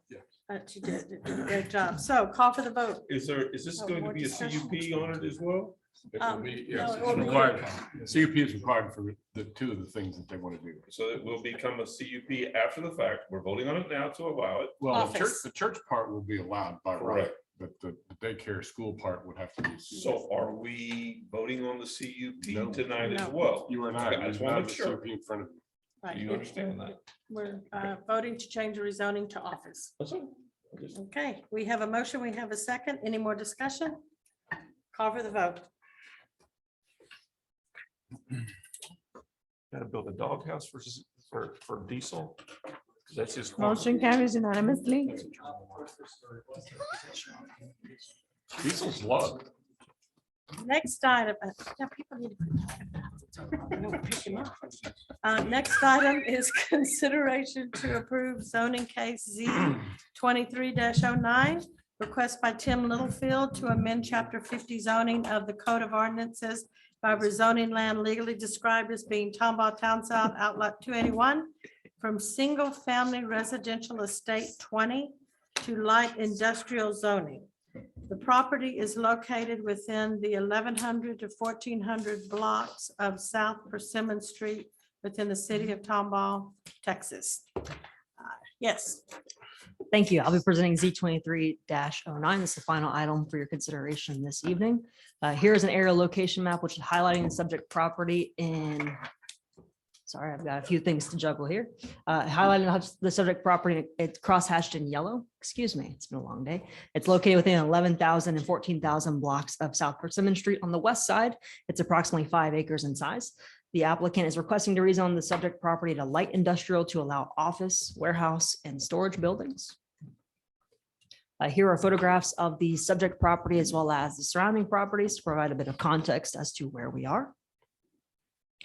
Current zoning map showing that the subject property does presently fall within the single-family residential 20 zoning designation and has been within the zoning district since at least 2009 when the city adopted zoning. Properties to the north, the property to the north is within the mobile home park zoning district and has a CUP for RV storage. And then properties to the south is a mixture of light industrial zoning as well as single-family residential 20. Properties to the west are within the general retail zoning district. And then properties to the east is within the planned development district, which is commonly referred to as Rayburn Reserve. Yet another zoning map, which just provides a zoomed out image of the surrounding area to provide a bit more context as to what zoning is in the vicinity. Current future land use map, which identifies the subject property as being within the business park and industrial land use category. This category is intended to be located near adequate thoroughfares, which provide convenient access for vehicular traffic, which includes freight traffic. Recommended land uses include things such as offices, warehousing, light manufacturing, with some indoor operations, breweries and distilleries, equipment sales, contractor services, and corporate campuses. The comprehensive plan does recommend zoning districts of light industrial, which is what's being requested this evening, commercial, office, or planned development districts. The proposed zoning district of light industrial is in direct alignment with this comprehensive plan's future land use category for the property.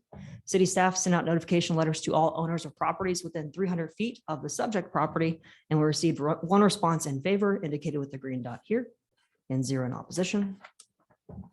City staff has found that this request is consistent with our comprehensive plan and the future land use plan map. City staff is recommending approval to you all today on Z23-09. And on June 12th, the Planning and Zoning Commission met to consider this request, and they are also recommending approval to you all this evening. Thank you. It is now 9:17 p.m. and we are opening the public hearing. Is there anyone here who would like to speak on this issue?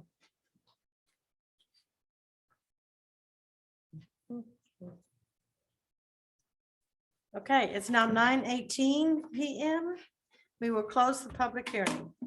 Is there a motion to approve first reading by caption only ordinance number 2023-17? Motion.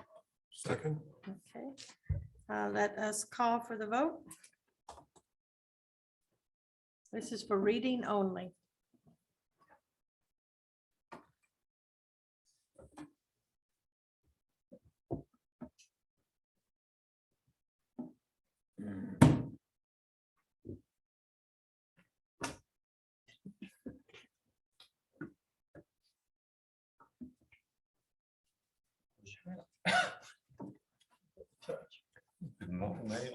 Motion carries unanimously.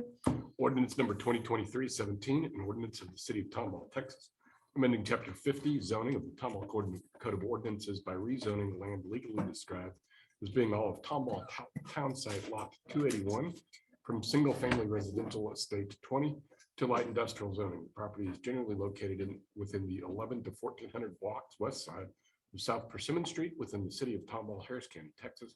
providing for the amendment of the official zoning map of the city, providing for severability, providing for a penalty in the amount of an amount not to exceed $2,000 for each day of violation of any provision hereof, making findings of fact and providing for other related matters. Okay, is there a motion to adopt on first reading ordinance number 2023-17? So moved. Second. Discussion. Bless you. Aye. Question. So this is the second property going down Persimmon North. Is there plenty of right of way on that Persimmon when we go to expand that to match the southern portion? Good question. There would be some dedication of the right of way for future expansion. On the front end? Correct. Okay, perfect. I do have a question on the houses on Raleigh Creek. Are there anybody living there? Or are those just the lot plats? That's a great question. So I believe most all of those lots are still owned by the developer. So with the HCAD parcel data that we use, it's updated once a year. So if anybody's purchased property within the past 6 months, we wouldn't know of it whenever we send out our notification letters where we update that. We try to update it as often as we can, but HCAD parcel data tends to kind of lag. So it's updated, I believe, every 6 months to a year. So if anyone's bought it the past 4 months, it wouldn't. Is the developer notified? Yes, ma'am.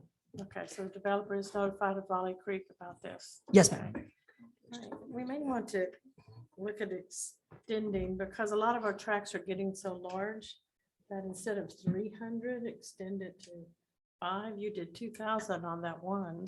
And we may need to talk about that another time. It's not on the agenda. Okay. I do have some concerns that Persimmons. See the look. Part of Persimmon is capable of handling large truck traffic. There's still portions of Persimmon that are not prepared to handle large truck traffic. When are we planning on, or are we planning on doing the persimmons from the point that it is now further north to where it would be able to handle the 18-wheeler traffic? When is that planned to happen?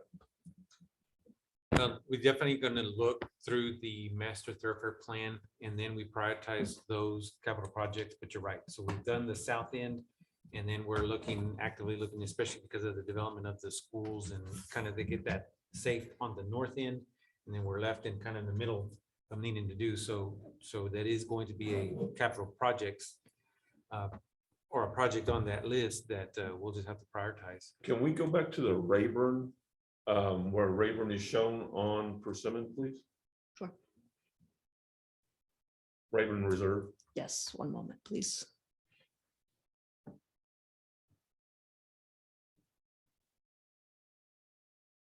Sorry, guys. I'm always the guy that causes problems. Gotta go to Middle Complex. Do what? You gotta go to Middle Complex to get on Persimmon from that subdivision. Yeah. Okay. So there is no egress or ingress off of Persimmon where our firefighting apparatuses may come in short haul to Medical Complex on Persimmon to get into Rayburn Reserve. Why? There is to the north. It's It's further north. Yes, sir. But not off of Persimmon. Yeah, and it's also worth noting that the preliminary plat for Rayburn Reserve, Section 3, which is the northernmost extent, has not been platted yet, also has means of ingress and egress to South Persimmon as well. I just don't want us to create a problem for the existing residents now out there with truck traffic coming into a commercial, because we don't know what it's going to be, light industrial. We've got places right now where we've got concrete streets where we've got trucks that park out there for 3 or 4 or 5 hours at a time, causing issues. Tice Road is one of them. Well, they're bringing in rocks. They sit out there on Tice Road for a while. That's a much larger and stronger built roadway than Persimmon is at this point that we're talking about. So can we mandate that? I mean, we do it with water lines, you build up to and through a piece of property when you're putting in water lines or sewer lines or whatever the case may be. I just don't want to cause issues for our existing folks out there, guys. And I think we're in the process of doing this. Is it possible to get the engineering on the other side of Persimmon in this budget year? Do you think No, well, that amount is going definitely to be. You're talking 5 or 6 be million the dollars. bond issue, the engineering? 20 million plus. Okay.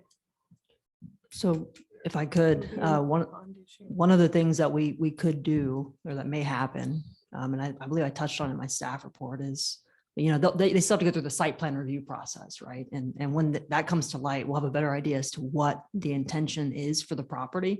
And the engineering department can request a TIA. And that TIA, if it comes back, hey, this road is not going to suffice for freight traffic, you need to add a turn lane or something to that effect, we would get it, we could get it at that point before they actually got a permit to build anything. It would be contingent on those improvements to South Persimmon for their project. So there's always that avenue that could be taken. If we have that avenue as a relief, I don't have a problem with voting for this tonight. But if we don't have some kind of an avenue to make sure that the local residents that are over there in that area, whether it be Raven Reserve or any other people out there, we've got to think about when we're allowing these things to develop, that we're not developing problems for our residents and people who live in the areas. And that's my great concern. So if we got that relief, I'll vote for it. But if we don't have a relief like that, I won't. So I'm going to take you at your word, sir. Derek, just so your information, this guy that buying this or getting his own owns the property right below him. The part that was the green dot, he owns that property. And he said he didn't plan on doing anything with this. He'd been told, what'd he say, that about an apartment complex, that they were gonna try to get a change to and put an apartment complex, and that's the only reason he bought it, is to keep from anything else going in there. It could be detrimental to him. Now, I know we wouldn't approve that. It's just like Mark says, though, if somebody, we go ahead and we rezone something and they turn around and sell it, and it's rezoned for that, guess what? They can build whatever they want to build. He's there, gonna however they probably want to sell build it too before it's over. Especially with the state legislation telling we can't regulate how things are built anymore. So. Is there, we're in discussion phase. We have a motion, but the motion does not have that stipulation that Do we have to put that in there, Lauren? Do we need to amend the motion, or do we need to vote on? No, I don't the think one so. we have? It's saying it's there. Yeah, he's saying it's there. Because that, we don't have the ability to put that stipulation. That's what I didn't think. I didn't think so. Right. So the motion is, we have a first and a second to approve the ordinance of single-family resident light estate to light industrial zoning on Persimmon. And there's no other stipulations. It's just approving the zoning. We have a first and a second. Any more discussion? Call for the vote.